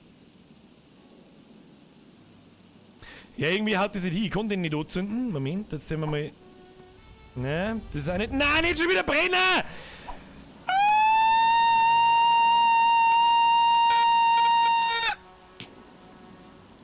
Wir kommen nicht dran. So. Legen wir mal. Was ist denn das für ein Kass da? So, jetzt legen wir den da hin. Ich kann doch nicht. Schmeiß den Böller einfach da rein. Gehen wir da weg, schauen wir, was passiert. Alter! Warum soll er denn das wollen? Warum sollte ich das denn wollen? Leid! Nochmal von vorn. Jetzt kommt man mal sauer Schweines. Ja?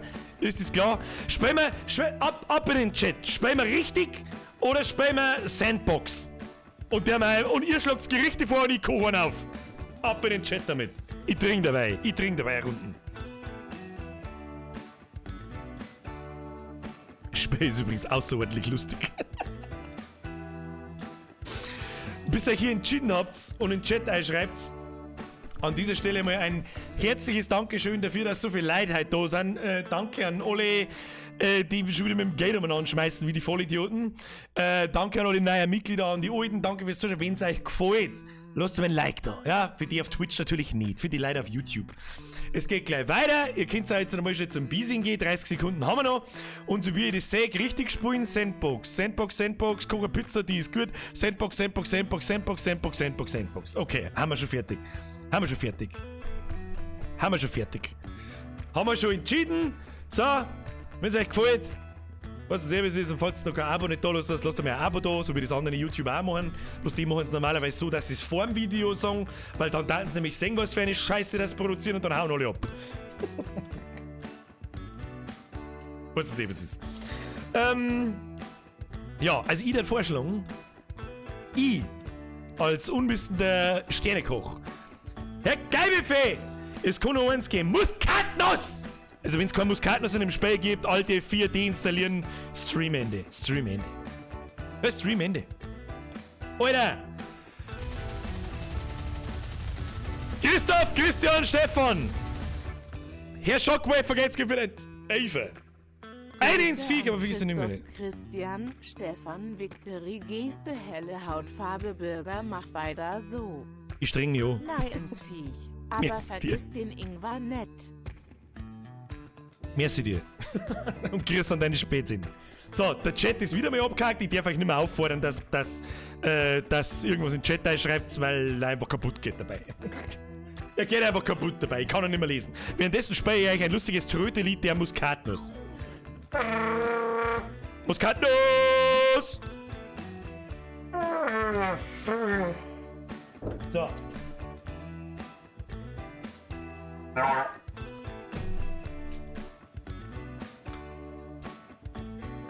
Die Musik ist aber auch so entspannt, Alter. Peter! Kannst du da Schnitzel holen? Kriegst du! Freunde, weiter geht's! Ab zum Zocken! Wir spielen... Was? Schmeißt ja nicht schon wieder mit der Kohle umeinander. Lasst es doch bleiben. Da wird schon wieder nichts angezeigt. Wer immer das war, vergeht's Gott dir. So, der Sandbox-Modus wurde gewünscht und der Sandbox-Modus wird ausgepackt. Wir werden sehen. Schnitzel möchte der gute Mann, dann sollte er ein Schnitzel kriegen. Bitte, danke, jawohl. So, Alter, Da ist die Küche im Sandbox-Modus, die ist gerannt, voll gefüllt, geiler Scheiß, los geht's. Mir braucht mir erst einmal eine saubere Babykur.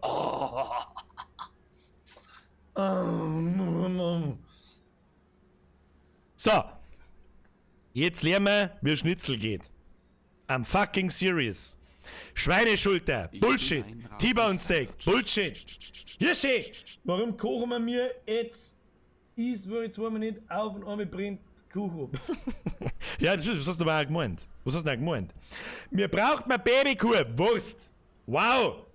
Wow. Ja, ich hab einen Vorschlag für Zutat. Ja, Wurst. Lecker Wurst. Sag Rolf, für gescheite Mützen. Hör dir die Mützen. Gescheite Mützen. Mützen. Alter, was hast du gegen die Mützen? Lustigerweise habe ich die vor dem Stream, die Mützen, gerade aus der Wäsche rausgeholt und sie war dreckender wie vorher, was man da sagt. Ich weiß nicht, was das war. Ich weiß nicht, was das soll. Ich weiß nicht, was das war. So, lecker Wurst brauchen wir auch nicht. Schweineschulter brauchen wir auch nicht. Hühnchenbrust, Rinderfilet. Ja, Kruzifix. Da gibt's wieder das nicht, was ich brauche. Was haben wir da? Schweinelende, Thunfisch. Da kriegst du Thunfischschnitzel. Kannst du haben. Was haben wir da? Steak, Burgerfleisch, Schweinekotelett. Was haben wir da? Entenbrust, Hähnchenschenkel. Wir brauchen aber eine Babykuh. Wir brauchen ein Kalbsfleisch. Ja, das wird uns nicht helfen. Da müssen wir leider Gottes ein Schnitzel Wiener Art machen, weil wir natürlich alle wissen im Sternekochbereich, alles was keine Babykuh ist. Ja? Eine Babykuh, I Heart Babykuh, ist bekanntermaßen kein Kalbsfleisch, ist bekanntermaßen kein Wiener Schnitzel, sondern ein Wiener Schnitzel Wiener Art. Stopp! Schnitzel Wiener Art. Haben wir wieder mal was gelernt. Was nehmen wir dann da? Schweineschulter. Schulter ist auch nicht wirklich, glaube ich, wenn ich mich nicht irre. Aber uns wird nichts anderes übrig bleiben. Her mit der Schulter, jawohl. Ab aufs Brett. Wir richten uns jetzt mit alle Zutaten her, die wir brauchen. Dann braucht man ein Mehl, wir brauchen ein Ohr und wir brauchen ein Semibresel. Gibt's das da? Ich hab keine Ahnung. Gibt's da Eier? Es gibt auf alle Fälle Banane. Willst du eine Banane? Na, ich will keine. Apfel, Gewürze, Flüssigkeiten, Utensilien. Alle Utensilien sind echt wichtig. Ohne Utensilien, da war ein Frittierkorb gewesen. Hätten wir uns kaufen können, aber nein. Oh, lecker Maßkrug. Wichtigstes Utensil. Wieso habe ich den jetzt nicht? Wo ist jetzt der Maßkrug? Kaufen. Maßkrug. Bam in your face. Das ist immer das Allerwichtigste beim Schnitzel. So. Dann brauchen wir Mehl. Gibt's ein Mehl? Wir müssen erstmal durchsuchen, was das da ist. Großer Topf, kleiner Topf, das ist alles das Gleiche, oder? Ja, ist gleich, da gibt's nur Scheit. Da haben wir ein Ei. Ei brauchen wir. Ei. Tust du mir ein Ei her, das platzieren wir auch daneben. Ei. Ja, ich glaube, wir brauchen 2. Na, holen wir mal 2. Holen wir mal ein Ei. Garnelen. Himbeeren. Jakobsmuschel. Mozzarella. Penne. Lecker Penne. Rettich. Ihr angesuchten Scheißausdruck, das ist kein Radi nicht. Das sind Radiesel. Ihr ahnungslosen Trottel schon wieder. Da klang ich schon wieder spät. Ihr ahnungslosen. Ihr ahnungslosen. Schweinelende, Schweineschulter, scheiß der Hund drauf, Spargel, Speck. Alter, wer braucht Liebe, wenn man Sachen mit Speck dekorieren kann? So, legen wir ein Sicherheitsspeck. Sicherheitsbacon. Der ist gut, den können wir brauchen. Was haben wir da? Da ist überall dasselbe drin, sehe ich das richtig? Sehe ich das da richtig? Schon, oder? Apfel, Birne, Burgerfleisch. Da ist nicht überall dasselbe drin. Wir brauchen Mehl. Gibt's da kein Mehl? Was ist das für ein Saftladen? Da, hier, Kartoffelklöße. Was soll ich mit dem Scheiß? Wir müssen jetzt mal die Küche da inspizieren. Honig, weißer Essig, Zitronensaft, Wasser in der Flaschen. Braucht kein Mensch, was haben wir einen Wasserhahn? Ihr Spacken.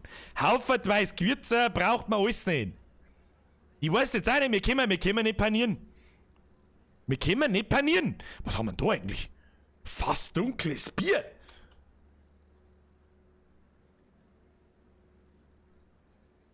hauen wir uns erst einmal vor der Arbeit das saubere Maß im Pfutzen. Wird gegossen. Rein damit. Leute, das Schwein ist wieder, oder bin ich schuld? Schau mal. Vertikal bewegen. Ja. Müssen wir das, nein. Drehen. Ja, müssen wir das leicht schräg ansetzen, damit da natürlich, weißt du, an der Seite sauber einlaufen lassen.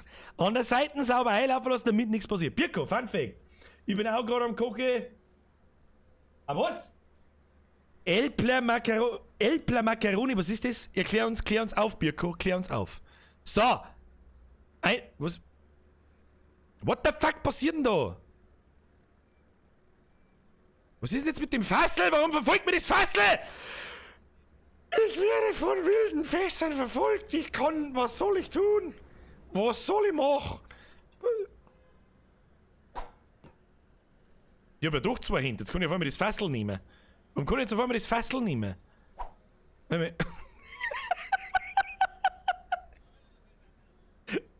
Oh, ich hab am Boden gesaut. Achtung, Wischmopp. Das lässt bei mir in der neuen Kirche. In der nagelneuen Kirche lässt man mir das gar nicht erst vorkommen, dass wir mir da irgendwo einen Träger anschütten. Ja? So nicht, Kinder. Da sauber in Kanten rein. Ja, wie soll ich denn mit dem Drecksmopp, mit diesem Drecksmopp, diese Scheiße da sauber machen im Eck, wenn's nicht geht? Dann legst du mir am Arsch, wieder rein mit dem Ding, sauber aufgeräumt. Was haben wir da? Maßkriegerl. So, müssen wir noch mehr einlassen. Das hilft uns nicht. Fuck, Alter, das ist ja so genau, dass man das wirklich da drunter halten muss. So, okay, jetzt pass auf. Ja, aber wie soll denn das machen da? Ist gar nicht so einfach.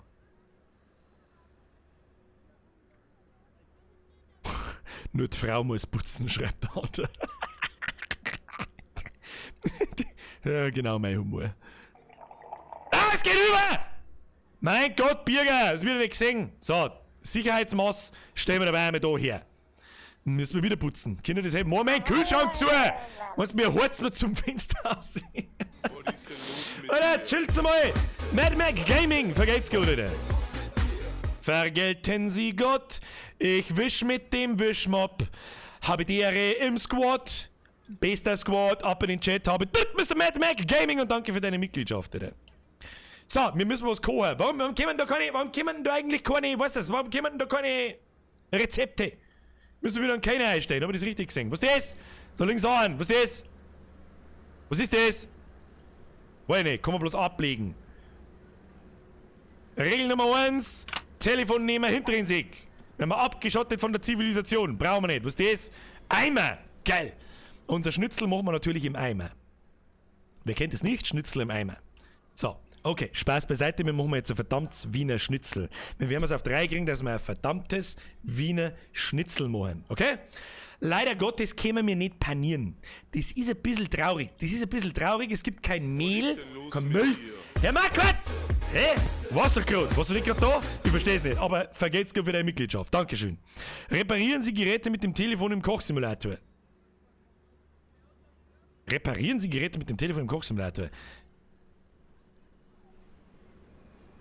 Wie soll denn das machen? Ja, Entschuldigung, die Tür ist kaputt. Jetzt ist es wieder repariert. Das ist wieder ganz. Gute Tür. Entschuldigung, das Fenster ist kaputt. Reparier. Ja, funktioniert nicht. Keine Ahnung, ich kenne mich nicht aus. So, was haben wir da? Ein Kochzang. Was haben wir da eigentlich? Was ist denn das da? Der Pro-Cutter. Was tut denn der? Was tut denn der Pro-Cutter? Weiß ich nicht. Da haben wir auf alle Fälle Lebensmittelverarbeitung, da haben wir Mikrowellen. Okay. Seriously, Leute, wir machen jetzt ein Wiener Schnitzel. Schauen wir mal durch die Speisestärke. Ist ja quasi ein Mai, oder? Gewürznelkenpulver, Senfkernel, Knoblauch, Muskatnuss! Holy shit, Muskatnuss! I'm fucking Muskatnuss the shit out of it! So. Regel Nummer 1, Muskatnuss. So. Dann brauchen wir natürlich ein Mai. Aber Semi-Bresel wird es heute nicht gehen. Aber vielleicht gibt es ein Brot, das wir herschneiden können und dann können wir zumindest so da alles ab. Was haben wir da? Weißer Pfeffer, so ist ja Kas, Minze, Dill, Vanillepulver, Pimentpulver. Wir machen jetzt serious. Jetzt mal chill, Alter. Jetzt mal Blödsinn beiseite, wir machen jetzt ein Wiener Schnitzel. So wie es gemacht gehört. Liebstöckel getrocknet. Keine Ahnung, was Liebstöckel sind, Alter. Noch nie gehört. Johannisbeermarmelade. Da wir wahrscheinlich keine Preiselbeeren nicht haben werden, nehmen wir Johannisbeeren. Elias aus Österreich. Zuckfahrhäuber auf mein 5er. Vergeht's gut für den 5er Special Grüße an meine Lieblingsnachbarn nach Österreich und werde ich tun. So, Johannisbeermarmelade. Ja, da wir keine Preiselbeeren haben werden im Spiel, nehmen wir Johannisbeermarmelade. Ansonsten, Regel Nummer 1, da sprich ich jetzt für die Österreicher. Also Wiener Schnitzel frisst man mit Preiselbeeren. Nicht mit, weiß ich nicht, wo es Leute so viele Ideen kommen. So, oh, da ist der Dekorationsspeck, den legen wir lieber mal wieder zurück in den Kühlschrank. Da wir da nichts einlegen können, müssen wir es einwerfen. Zack, die Bohne und fertig. Ich möchte jetzt gerne so einschnitzen, so. So, dann. Wir brauchen Avocadoöl. Geht's noch schwuler wie Avocadoöl? Scheiß Öko-Fritzen-Hippies. Olivenöl. Butterschmalz braucht man. Wichtiges Utensil beim Außerbrauen von einem Schnitzel, Butterschmalz. Kein Olivenöl oder Rapsöl oder Sonnenblumenöl oder sonst irgendein Scheiß. Butterschmalz, Alter. Geil. Geil. Bombengeil. Das stellen wir da her und holen wir uns gleich mal ein Pfandl. Pfandl richten wir uns. Her, jawohl. Aufwerfen Ding, jawohl. So, haben wir alles.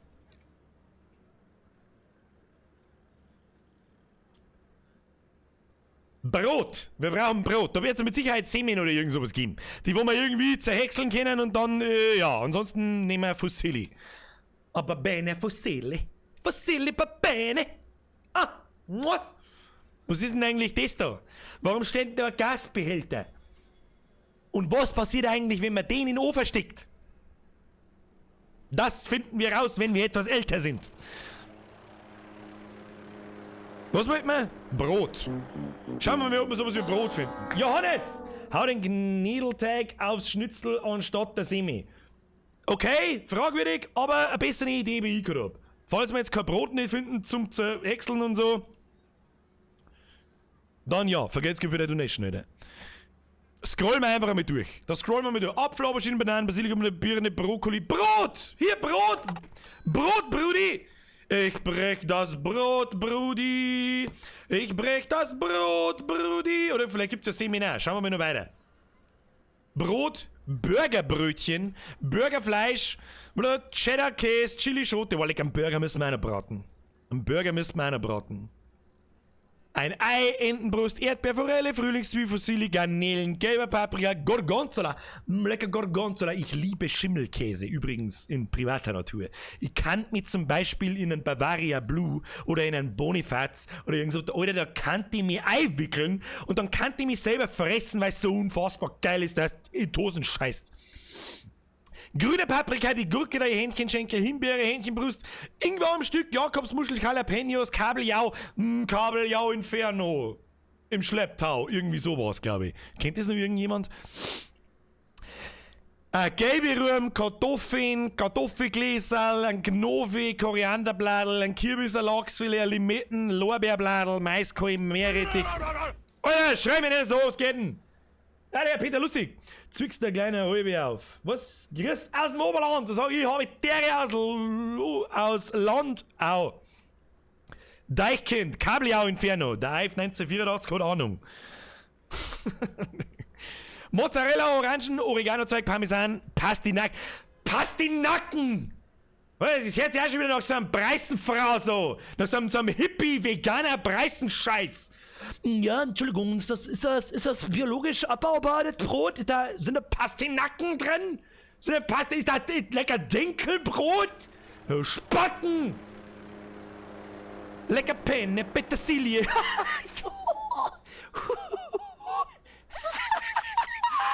Petersilie, oida.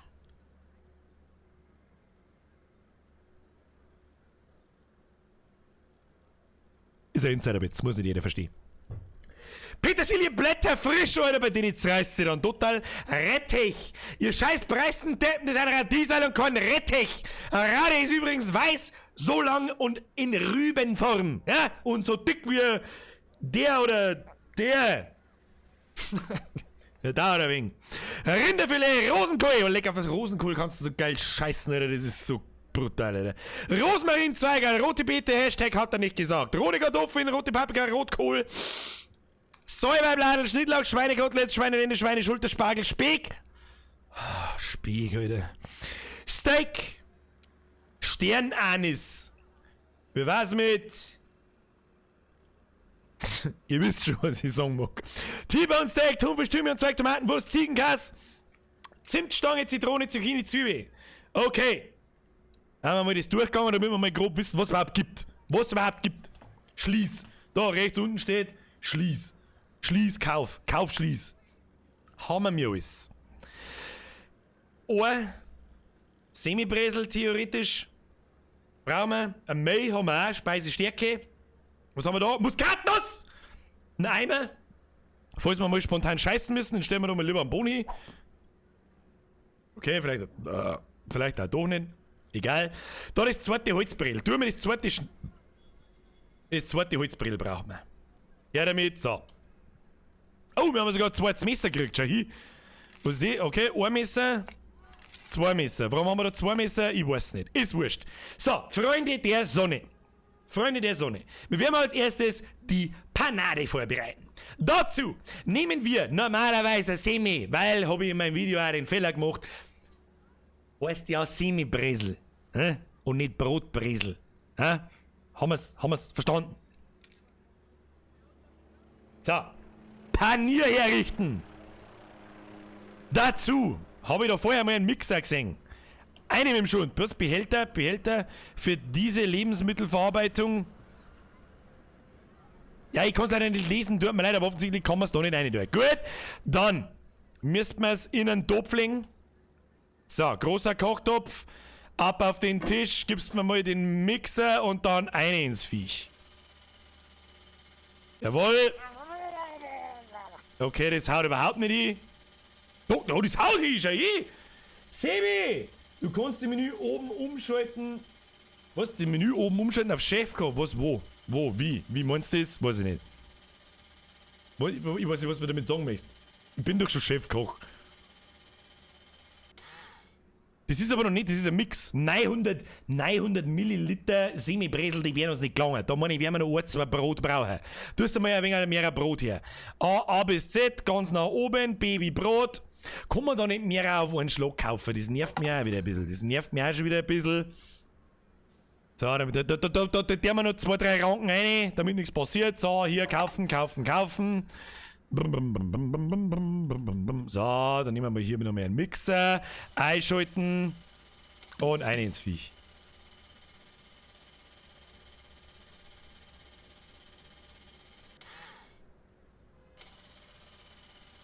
Was ist jetzt da? Okay, das ist gegangen. Das ist nicht gegangen.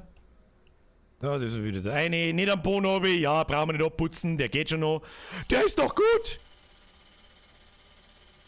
So, okay. Das sind unsere Semi-Bresel. Hä? Das sind unsere... Normalerweise nehmen wir Semi her. Okay? Normalerweise nehmen wir Semi her. Okay? Alles klar. Und kein Brot. Aber es gibt ja leider keine Semi. So, dann brauchen wir 3 Schüsseln. Kinder, wir brauchen 3 Schüsseln. Nimmst du mal eine Schüssel. Nummer 1. Zack, das Bündchen. Nummer 2. Zack, das Bündchen. Das ist aber eine größere Schüssel. Ja gut, die eine größere Schüssel geben wir, das passt schon so. So. Dann nehmen wir wieder eine kleine Schüssel. Muss gelangen. Muss gelangen. Haben wir das Geld nicht zum aus dem Fenster ausschmeißen. Hör nicht zu Gaudi da. So. Seewilan. Wo du die Zutaten kaufst, hast du oben verschiedene Tabs. Was? Wo ich die Zutaten kaufe, habe ich oben verschiedene Tabs. Wo sind da Tabs? Ich sehe keine Tabs. Wo ich die Zutaten... Ach so. Flüssigkeiten, Alter. Utensilien. Plastikschüssel.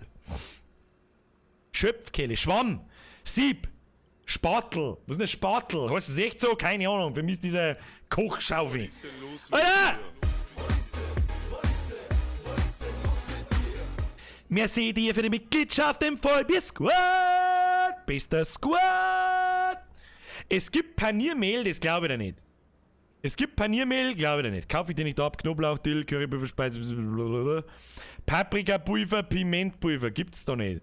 Was gibt's unter Flüssigkeiten? Wasser, Wein, Essig, Weißwein, Zitronensaft, Sonnenblumen, Sesamöl, Reiswein. Das ist die Pfannenwender. Der Pfannenwender.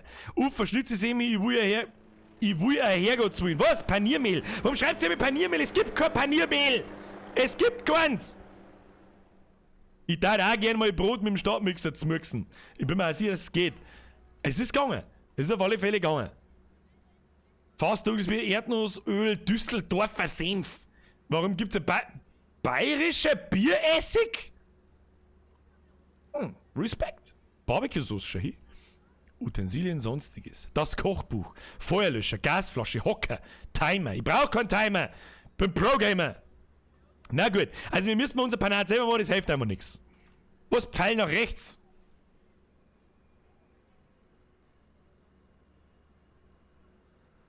Was hilft mir das? Da gibt's nicht mehr. Da gibt's nicht mehr mit Pfeil nach rechts. Das alles. Ich kann sonst nichts erkennen, Kinder. Im Regal. Bei den Gewürze Hans unten. Gewürze. Ganz unten. Lese jetzt nochmal alles vor. Speisestärke, Senfkernel, schwarzer Pfeffer, Salz, Rosmarin, Pimentpulver, Paprika, Oreo, Muskatnusspulver, Minze, Meerrettich, Majoran, Lorbeerbladel, Liebsticke, was auch immer. Das ist Kurkuma-Pulver, keine Ahnung was das ist. Kreuzchemie, Kräuter der Provence. Kräuter der Provence. Ja, habt ihr übrigens gewusst, dass jeder Franzose mit jedem Wort mindestens einen Schwanz Ingwer, Gewürznelkenpulver, geräucherter Pfeffer, Dill, Curry, Chili, Flon, Cayenne, Pfeffer, Basilikum. Da gibt's kein Paniermehl!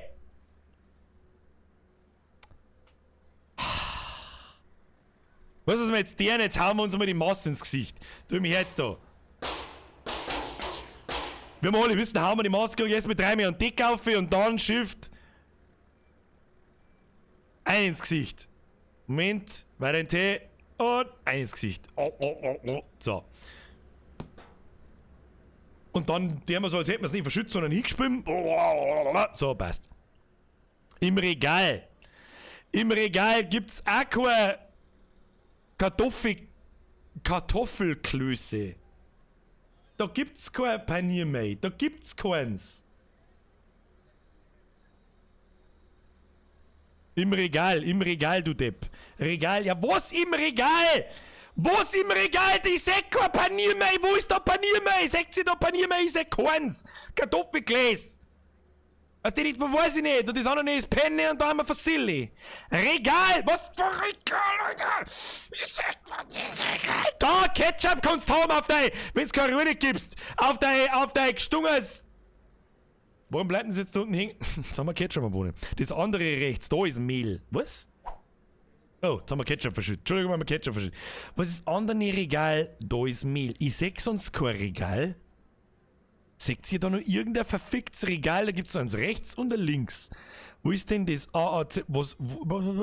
Die andere Seiten, du Viech, das andere rechts, da ist Mehl, Notfall Bier, Regal im Regal.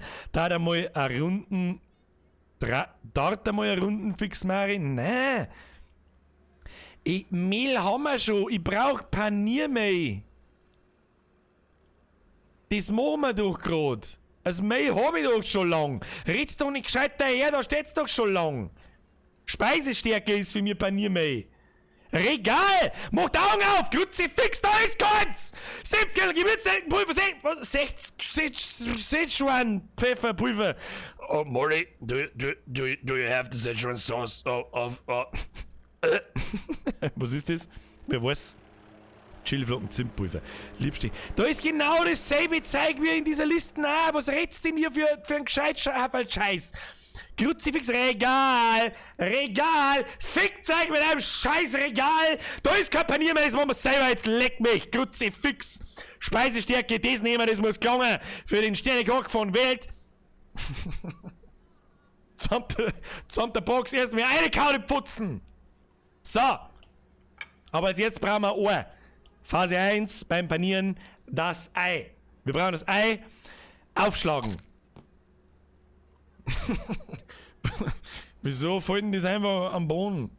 Das ist einfach am Boden gefallen. Gut, brauchen wir ein neues Ei. Oh, kann man das aufklauen, das Ei? Da kann man das Eigelb, das flüssige Eigelb einfach aufklauen. Tatsache. Du musst dir bildlich vorstellen. In der Küche. Da gehst du her. So, das tun wir ins Schüssel. Jawohl. Warum fällt denn die Schüssel um, Alter? Was ist das für eine Spackenschüssel? Du jetzt mal die Schüssel da sauber hervon. Ja, wir brauchen noch mindestens noch ein, zwei Ohr. Brauchen wir noch mindestens ein, zwei Ohr. Produkte einkaufen. So. Dann wir es nach vorn bewegen. Aufschlagen, eine ins Viech. Eierschale, die haben wir natürlich außer. Was ist denn das für Scheiß? Kann man die wieder nicht nehmen? Nein, die kann man natürlich wieder nicht nehmen, gell? Wieso habe ich was? Weg mit der Eierschale, weg mit dem Schund. Weg mit dem Schund. Die fusselt man außer. Hin mit der Schüssel. Wieso fällt denn die Schüssel? Was bist du für eine Idiotenschüssel? Dann nehmen wir die größere Schüssel. So. Die haben wir da um. Wenn es einfach ist, fick dich, kleine Schüssel. Hinter den Säck mit dem Dreck. So. Jetzt haben wir da zwei Ohr drin. Das muss klauen. Das muss klauen. Kinder, das muss reichen. Reichen. Dann die andere kleine Schüssel auch weg, holen wir uns noch eine große. So. Bam, bam, bam. Straight to your face. Und dann platzieren wir mir die Schüssel so verreckt genau am Rand von dem Tisch. Per Augenmaß, damit ja nichts passiert. Ja? Damit ja nichts passiert. So. Dann nehmen wir es doch wieder und platzieren wir es anständig da hier vorne. Dann haben wir da das Mehl. Eine mit dem Mehl und zwar ordentlich. Ja, Mehl kostet nichts. Raus mit die Viecher.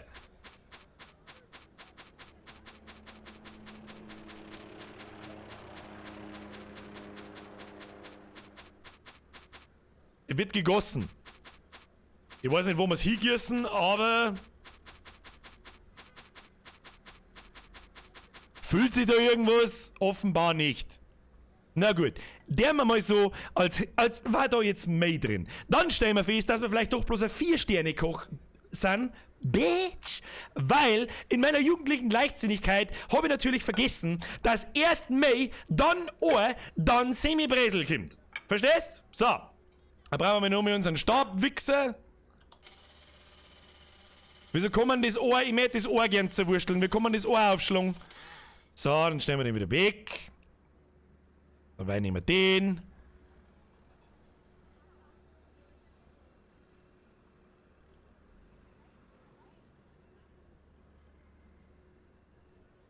Semi-Bresel haben wir herin, jawohl. Hinter den Sägen mit dem Schundtopf. Den können wir später vielleicht noch als Helm benutzen. Und dann ist jetzt die Frage. Nimm halt einfach ein Mehl. Mr. Allstar, es gibt kein Mehl in diesem Spiel. Die Stärke kommt bestimmt aus Sündchen. Keine Ahnung, wo Sündchen ist. Zuerst geht's Mehl. Oh, ja, schön, du hast es auch gespannt. So, dann, weiter geht's. Dann haben wir da unsere saubere Panat. Dann müssen wir uns natürlich einmal darum kümmern, dass wir unser mit feinster Muskatnuss gewürztes Schweinchen herschneiden. Und zwar, normalerweise machen wir da einen wunderschönen Schmetterlingsschnitt, ja. Schmetterlingsschnitt. So, schneiden wir erstmal ein grobes Stück runter. So. Jawohl. Sauber eine schöne dünne Scheiberl. Jawohl, damit nichts passiert. Ich meine, haben wir nicht so Gaudi da, stecken wir das Messer wieder in den Topf. Und das andere Stück schmeißen wir ins Eckchen drin. Passt! Dann haben wir wieder ein wunderschön. Oh, da kann man ganze Brillen nehmen. Okay, cool gemacht. So, haben wir noch irgendwas vergessen zu erwähnen? Ja, nämlich, dass die Scheiße frisch paniert wird und straight im fließenden Übergang, fließender Übergang in die Pfanne mit dem Öl kommt, mit unserem Butterschmalz kommt, nimmst du mal das Butterschmalz, haust das einmal in die Pfanne ein. Ja, das muss sauber schwimmen. Ja, das muss sauber drin schwimmen, muss immer hier in Bewegung bleiben. Ja, Just LP, YouTube, vergesst für den Zwickel, Leute. So, dann eine mit dem Viech. Wie tut man das? Ah ja. Hau ruhig ein. Richtig sauber drin schwimmen, das ist völlig in Ordnung. So, das klangt. So, stellen wir es auf die Seiten. Wunderschön. Topf, kann man den Topf wieder da irgendwie hier hängen? Nein, kann man nicht. Okay. Dann Mixer, der wir auch auf die Seiten. So, dann, was wir natürlich noch vergessen haben, ist, das Schnitzel werden wir nicht klopfen können. Da bin ich mir jetzt ziemlich sicher, dass man dieses Schnitzel nicht klopfen kann. Aber wir werden jetzt einfach einmal so, als dass wir diese köstliche Scheibe Schnitzel nehmen, die so steif ist, oder? Steif. Das einfach senkrecht stehen bleibt.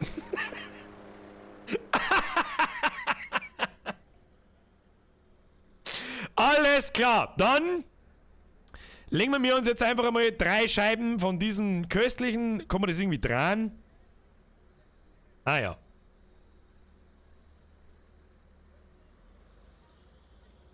Nehmen wir 3 Scheiberl.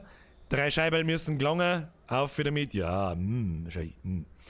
Und dann stellen wir uns vor, wie wir das schön klopfen. Entweder mit der Rückseite von einem Topf, du hast eine Folie drüber, dann zerfetzt es nicht so, oder nicht wirklich mit einem Hammer. Aber bitte nicht mit den spitzen Seiten, sondern mit der Seiten von dem Hammer, mit der flachen Seite, weil du sonst einfach bloß als Viech schluckst. Und das wollen wir nicht. So. Dann, währenddessen, schalten wir mal einen Ofen ein. Damit es da schön heiß wird. Ist das schon die richtige Platten? Ich denke schon. Butterschmalz 284 Milliliter. Ich kann jetzt auch nicht beurteilen, ob das passt oder nicht. Damit das dünne Stückchen Fleisch schön drin schwimmt. Ja, schön drin schwimmt. Wunderbar. Wunderbar. Dann packen wir unser Fleisch. Das platzieren wir ganz rechts. Hier. Zack, das Bündchen. Dann, hoppala, wo sind wir? Da sind wir. Da müssen wir uns jetzt vorstellen, da ist Mehl drin. Ja, da ist Mehl drinne. Digga, da ist Mehl drinne. So, dann nehmen wir unsere Eier. Die platzieren wir daneben. Und dann holen wir unsere Semibresel. Was ist denn da dann eigentlich drin? Suppenteller Basic. Da steht nicht drin, was drin ist. Naja. So, normalerweise wird das Fleisch ja noch, da hat er recht, habe ich gerade gelesen, der Micha aus der Oberpfalz, Salz und Pfeffer. Das ist vollkommen richtig. Wir haben aber Muskatnuss draufgeworfen. Das muss gelangen. Was viel wichtiger ist, jetzt kommt der Schnitzel-Pro-Tipp. Ne? Wenn das Fleisch, ich meine, du tust ja da Salz und Pfeffer und so weiter auf und Salz, Flüssigkeit, normalerweise gelangt das auch, aber damit man ein wenig geschäfteln kann, verstehst, nehmen wir jetzt, bevor wir es außerbohren, ne? Bevor wir es außerbohren, nehmen wir jetzt eine Zitrone. Jetzt nehmen wir noch eine Zitrone. Jetzt pass auf, jetzt kommt der Pro-Tipp. Ab aufs Bredel damit. Haust du mir nochmal schnell ein Messer her. Jawohl. Zwiebel in damit. Jawohl, weg mit dem Messer. Brauchen wir nicht. So. Gehen wir mir normalerweise hier hin. Mad Mac Gaming. Nimm das nächste Mal Bütchen ein Fleisch und kein Stor. Was für ein Stor, Alter? Das ist kein Stor, das ist feinster Scheiß, Digga. Brudi, küss dein Auge, vergeht's für deine Donation. Und dann tust du da ein wenig Zitrone drüber. Ja? Da man jetzt die natürlich nicht auspressen kann, leider, weil ich meine, der Cooking Simulator ist offensichtlich für Preisen gemacht. Da kann man nicht anständig kochen. Tust du da so ein bisschen Zitrone drüber, ne? Ein bisschen Zitrone drüber, ein bisschen Babene. So ganz bisschen. Und wenn du das dann panierst und sauber in der Pfanne drin umeinander schwingst und außerbochst, ja? Dann souffliert, Achtung, Pro-Begriff, souffliert das Ganze und dann wirft die Panade so geile Wehen und wird so richtig geil knusprig und dann denkst du so, Alter, look at my Schnitzel, Bro, schaut aus wie Pro-Gamer Schnitzel, Alter, bam, Alter, fix, Alter. So, ja, dann würde ich sagen, haben wir alles beachtet soweit, wir nehmen uns ein Stück von unserem Schnitzel und tunken es in das Mehl. In unserem Fall ist dieses, wie soll ich sagen, Speisestärke, das macht natürlich keinen Sinn. Wir nehmen das Ganze und stecken es in ein Stück Mehl. Das ist Schritt Nummer 1. Dann stecken wir das Ganze natürlich nicht in ein Spiegelei. Man kann es leider Gottes nicht zerwergeln. Wergel, wo ist das schon wie? Moin. Darum stecken wir es hier in-game in ein Ei. Wir ziehen es sauberst durch das Ei. Dann stecken wir es in das Paniermehl, was in der Regel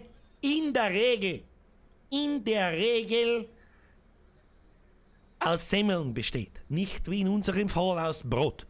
Ist das klar soweit? Mittlerweile müsste da unser Butterschmalz geschmolzen sein und sauber heiß sein, wunderbar. Und dann geht das in einem Fluss rein. In einem Fluss geht das hier rein. Und dann steht es natürlich hochkant in der Pfanne. Natürlich.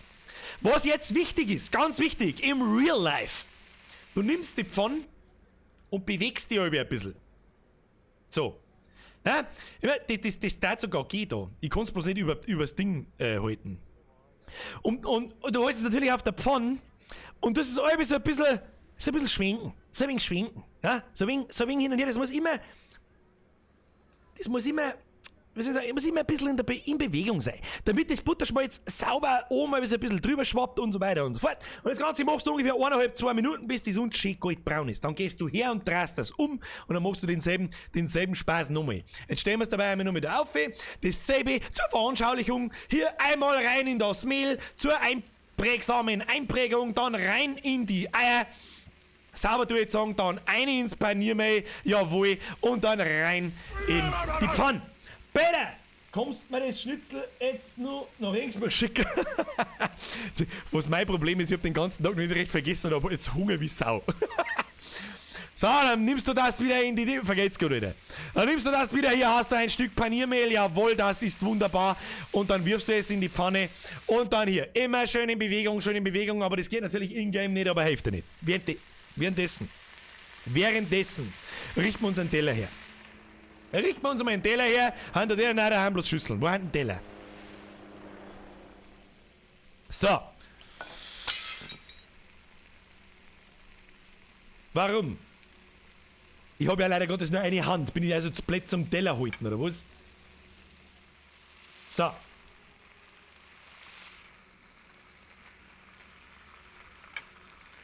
Jetzt braucht man natürlich noch... Oh Gott, den haben wir total vergessen. Jetzt verbrennen unsere Schnitzel sowieso. Kartoffelsalat haben wir vergessen. Machen wir Kartoffelsalat. Was bin ich für Sternekoch, Alter? Ich bin raus, habe ich direkt.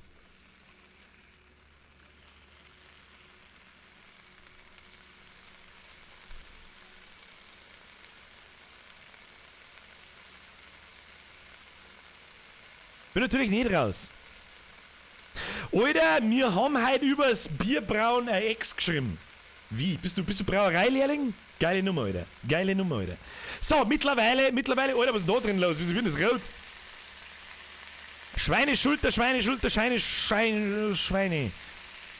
So, wunderbar.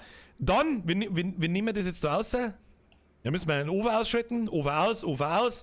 Dann nehmen wir so ein Pfandl.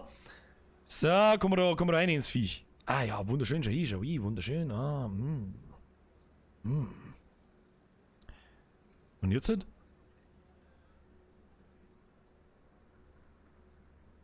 Zack.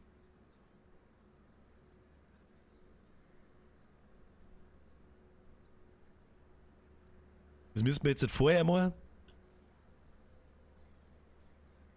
Dann machen wir bei so Wacht. So, wunderschön. Wunderschöne 3 Schnitzel haben wir da.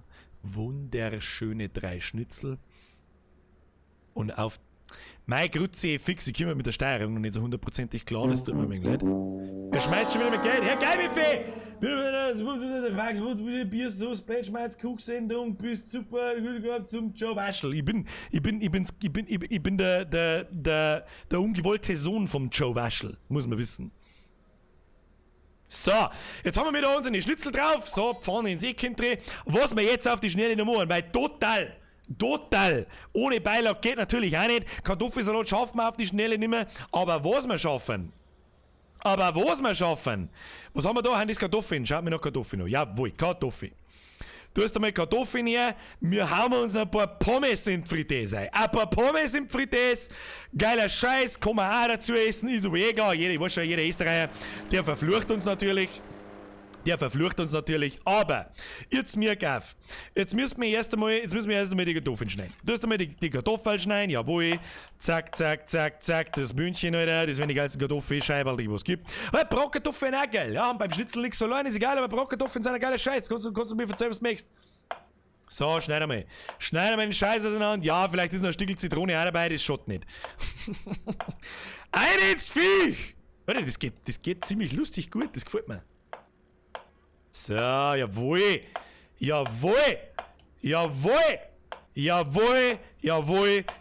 jetzt die ganzen einzelnen Stückel da oben kriegt, das weiß der liebe Gott. Ich weiß es nicht, aber zur Not schütten wir einfach alles sein, das wird dann schon sehr richtig haben. Wo ist jetzt der Frittier? Ah, da schau hin, da haben wir auch so einen Frittierkorb. Da haben wir einen Frittierkorb. Das heißt, wir können den wahrscheinlich nehmen und da sammeln wir jetzt unsere Kartoffelstückerlei. Da hast du mir unsere Kartoffelstückerl her. Ja, Jay.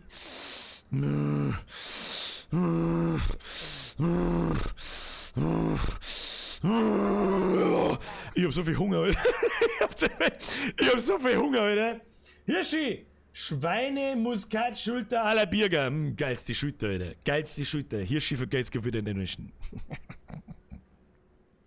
So. Da krieg ich jetzt Zeit in der Hosen jetzt schon, dass ich dermaßen, dass ich sage, Alter, gibt's das? Alter, gibt es das? Weiß ich nicht. So, jetzt, eine mit dem Schund. Ja, kann man das doch nicht. Doch, kann man einhängen, passt. Eine und voll. Hier, babene, hier saubere Kartoffelspeitel aus der Fritteuse zum Schnitzel dazu. Hey, da liegt ein Stück Fleisch. Das stellen wir mal lieber da her, damit nichts passiert. So, unser ganzen Saustall da, den lassen wir liegen. Das kann dann die Alte zusammenklappen, so wie das heute nicht heißt. Hat er nicht gesagt. So, schauen wir mal noch sicherheitshalber in den Kühlschrank, ob wir noch was vergessen haben. Haben wir nicht. Was ist eine Frage an die Österreicher Zuschauer? Was ist eigentlich ansonsten nur als Beilage beim Schnitzel erlaubt? Außer Kartoffelsalat, selbstverständlich. Und ja, die meisten bei uns auch essen es mit Pommes, ist auch völlig in Ordnung. Und dadurch, leider Gottes, oft mit Ketchup und Mayo, die Pommes, ja. Ja, und dann tauchst du halt auch einmal mit dem verdammten Schnitzel da aus Versehen rein. Allerdings kriegt man dann bekanntermaßen eine Umdrehung. Ein Reis? Echt jetzt? Herr Stummhofer, so schaut der Küche. Ich kann mir vorstellen, wie der Satz weitergegangen ist. Ja, schaut nicht so aus. Das ist aber jetzt wirklich eine ernste Frage. Ernsthaft, Reis? Ein Bäringreis, weiß nicht, was das ist. Petersilkartoffel, ja gut, alles. Jetzt Kartoffelgericht passt offensichtlich. Merci an deine Donation, das ist kein Witz nicht. Also, das schreiben so viele verschiedene Leute, dass ich euch das jetzt glaube. Das habe ich nicht gewusst. Chinesenschotter. So, ist das wirklich umgangssprachlich der Begriff dafür? Dann kriege ich aber einen Vogel. Petersilie-Erdäpfel. Ja, ist ganz normale Kartoffeln. Ich sage anstatt Erdäpfel oft Kartoffeln. Ich sage einfach Kartoffeln, nicht Erdäpfel. Das ist einfach mein für mich üblicheres Wort. Luis! War in Preißenland, Berlin, wollte einen Krapfen, haben sie mich gefragt, was das ist. Erst dann habe ich mitgekriegt, dass die in Preißenland Berliner nicht. Stimmt, die sagen Berliner. Hätte ich wahrscheinlich auch nicht bedacht. Merci für deinen Scheiß, ich hab's nicht gesehen, aber ich glaube Euro was. Also mit Reis ist krass, das habe ich nicht gewusst. Das ist mir auch neu. Das ist mir neu. Habe ich noch nie gegessen. Noch nie mit Reis. Einen speziellen Reis oder... Jetzt kackt wahrscheinlich der Chat wieder ab, weil keiner mehr in den Chat schreibt und das glaube ich nicht. Moment, jetzt muss ich mein Programm zumachen. Ja, ist wieder abgekackt. Ja, Mr. Restream, das kannst du vielleicht einmal in den Griff kriegen, dass wenn mehr wie 8 Leute im Chat schreiben, dass er vielleicht nicht sofort abkackt. Scheißdreck, angesuchter. Schnitzel mit Reis kann auch nur von den Preisen kommen. Ganz ehrlich, wenn ein vertrauenswürdiger Österreicher von Welt mir sagt, das wird auch mit Reis gegessen, dann glaube ich ihm das, weil es ich nicht besser weiß. Reis, nein, ein normaler Reis. Basmati-Reis, also ganz normaler Naturreis, was weiß ich. Und da irgendeine spezielle Sauce oder sowas dazu? Was ich ziemlich oft gehört habe, ist, was ziemlich oft erzählt wird, dass Jagerschnitzel und solche Geschichten, da hasst ihr uns dafür, dass wir das tun. Freilich ein Reis, da lasst dann das Fett drüber, dass er nicht so greit im Hals. Also ich bin immer noch auf Messers Schneide, dass ich nicht so ganz weiß, ob ich gerade verarscht werde oder nicht. Ich weiß nicht. Ich weiß doch nicht, wenn der Österreicher von Welt zum Wiener Schnitzel ein Reis ist, dann glaub ich ihm das. Ohne Sauce, einfach so, nur Preiselbeerle. Okay? Ich sag's euch, was ist, werde ich testen. Niemals eine Sauce.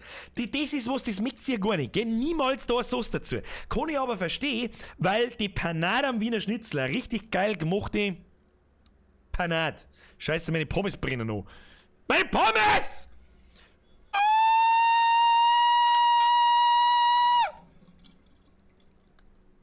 Oh, schau dir die Dinger an, die schauen so geil aus. Ey.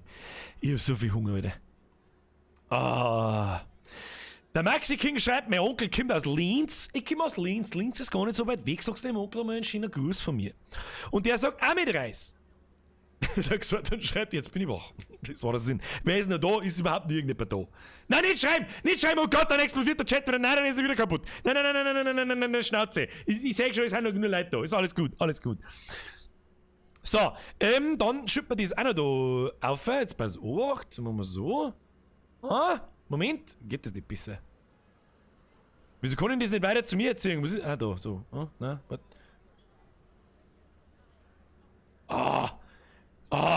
Schau hier! Schau dir das an! Geiler Scheiß!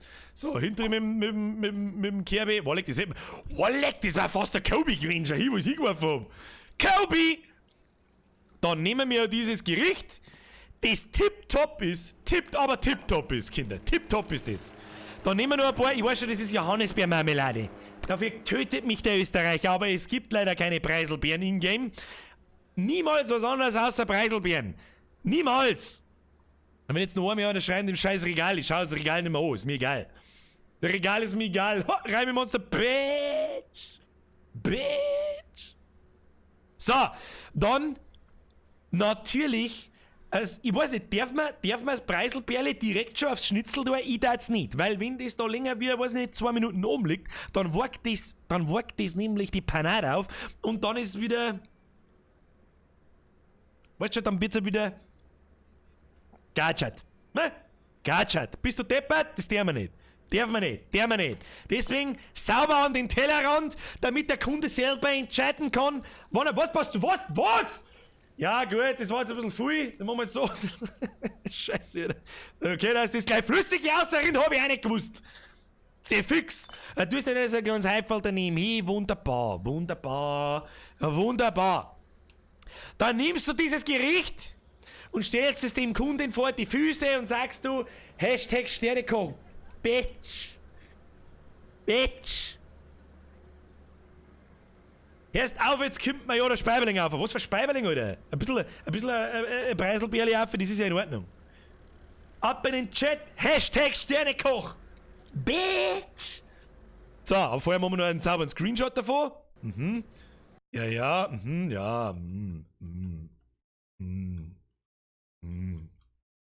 Fotomodus. Noch mal einen Rahmen vergessen, Alter. Speichern. Oh, man kann das auch gleich auf Twitter teilen, das ist wichtig. Das ist die allerwichtigste Funktion, Alter, ist wirklich auf Twitter seine Ergebnisse im Koch-Cooking-Simulator zu teilen.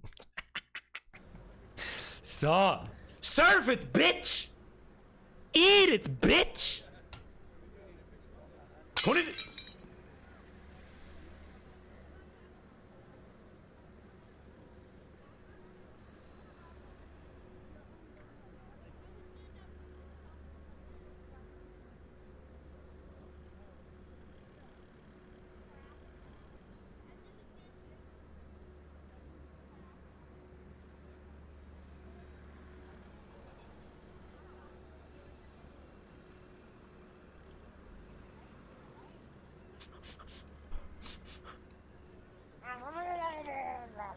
Press F for respect.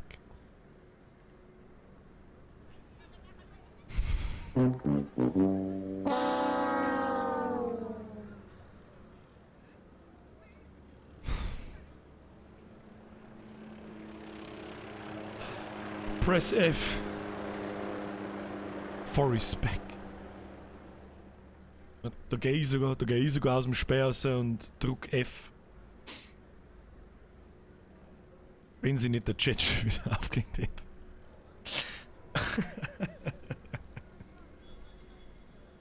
Moment, bevor er abgehakt, F.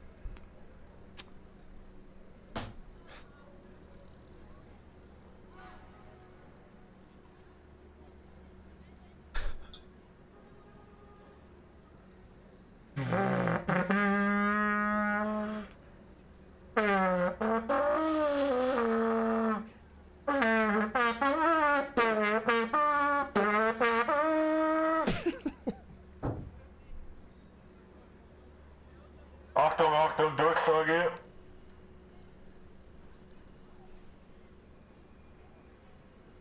Der Schnitzelfett möchte bitte im Bällebad abgeholt werden.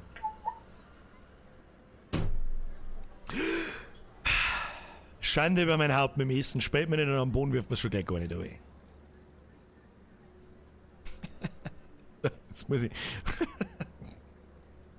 Jetzt muss ich mal schnell noch 2 Donations vorlesen. Freilich ein Reis, da lasst dann das Fett drüber laufen, dass er nicht so kreide im Hals. Okay. Das mit dem Reis ist in Wien entstanden, bei ärmeren Familien der Reis einfach günstiger war. Okay. Okay. Ich glaub's euch. Jetzt bin ich ein bisschen traurig. Jetzt habe ich mir so viel mir gegeben. Mit meinem Schnitzel da. Und dann kann ich noch nicht mehr eine Standardbewertung von irgendeinem Zipfel da abholen. Alter!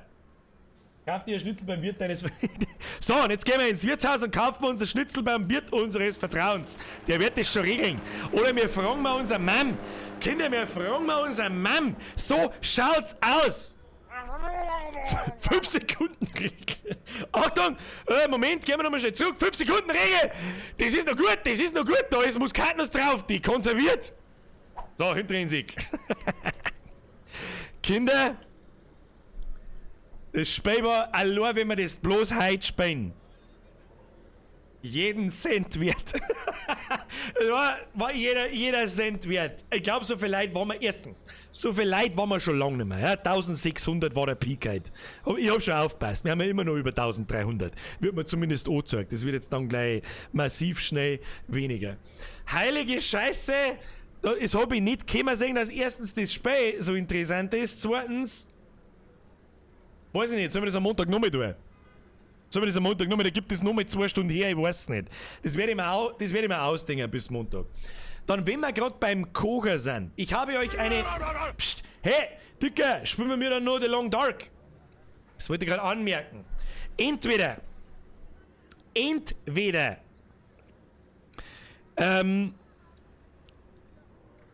Wir spielen nächste Woche nochmal. Ich werde mir das mit Multiplayer mal anschauen, ob da was... Wenn man das Multiplayer spielen kann, dann spielen wir es im Multiplayer. Aber halt auf Ernst, ne? Auf Serious, aber im Multiplayer. Da kommt der schon ein Chaos raus. Wenn ich mir jetzt da noch 2 Stunden hinstehe und schmeiß mit dem Gaskanister umeinander, irgendwann ist der Spaß so mittelmäßig. Schauen wir mal, ob wir das vielleicht im Multiplayer hinkriegen, das war sau lustig. Wenn es für Multiplayer ist, schon, ja. Richtig. Vorher haben ja Leute gesagt, es ist. So, dann The Long Dark. Hätte ich eigentlich heute schon fast gespielt, wenn nicht jemand mit dieser Idee käme, weil die für besser gehalten hätte. Kommt eventuell danach. Dann kommt Visage. Dann habe ich euch eine Advanced Grillen Version versprochen. Eine How-To Staffel schon fast. Sie ist fast fertig geschrieben. Ein Video davon ist sogar fast fertig geschnitten. Ich hoffe, das kriege ich bis Sonntag fertig. Wenn ich das erste bis Sonntag fertig kriege, das ist ein Teil von mehreren Teilen, dann kommt am Sonntag sogar ein neues Video. Hey, Alter, ein neues Video. Birger macht ein neues Video. Leute, wenn dort Leute nicht Kopf stehen, dann weiß ich es auch nicht. Wenn dort Leute nicht vollkommen ausflippen, dann weiß ich es auch nicht. Schon lange kein Video mehr gekommen. Da wissen wir alle, wie wir da haben. Dann, da ich sagen, war's das für heute. Freunde der billigen niederbayerischen Unterhaltung, es war mir wie immer eine Ehre. Es hat halt sau viel Spaß gemacht. Das tut so richtig gut nach FIFA. Es hat sau viel Spaß gemacht. Und wenn es euch gefallen hat, lasst ein Like da. Vielen lieben Dank. Spielen wir wieder ein Land? Nein. Hoffe ich nicht, so schnell wird der Landi nicht mehr kommen. Jetzt ist die Schnauze voll vom Landi. Dann da ich vorschlagen, lasst mal ein Like da. Hashtag Best Game Ever ab in den Chat und ich hoffe, euch hat es gefallen. Mir hat es saumäßig viel Spaß gemacht, habe ich gerade gesagt. Vielen Dank für alle Donations. Es war halt auch wieder wahnsinnig viel für alle neuen Mitglieder. Vielen herzlichen Dank an alle alten Mitglieder. Vielen herzlichen Dank an alle Moderatoren, die heute wahrscheinlich wieder ziemlich viel aushalten haben müssen. Und wir sehen uns am Montag nochmal mit Cooking Simulator. Dann in einer Serious-Version, wo wir mal versuchen, ernsthaftes Spiel zu spielen und etwas in Scheiß machen. Vielleicht noch mehr F in den Chat fürs Schnitzel. Und vielleicht sage ich euch am Montag, wie man ein sauberes Schweines macht.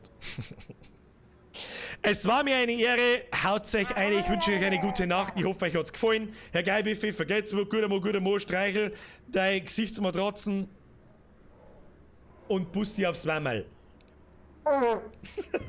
Haut euch eine. Habe die Ehre. Hashtag Sternekoch. Bitch!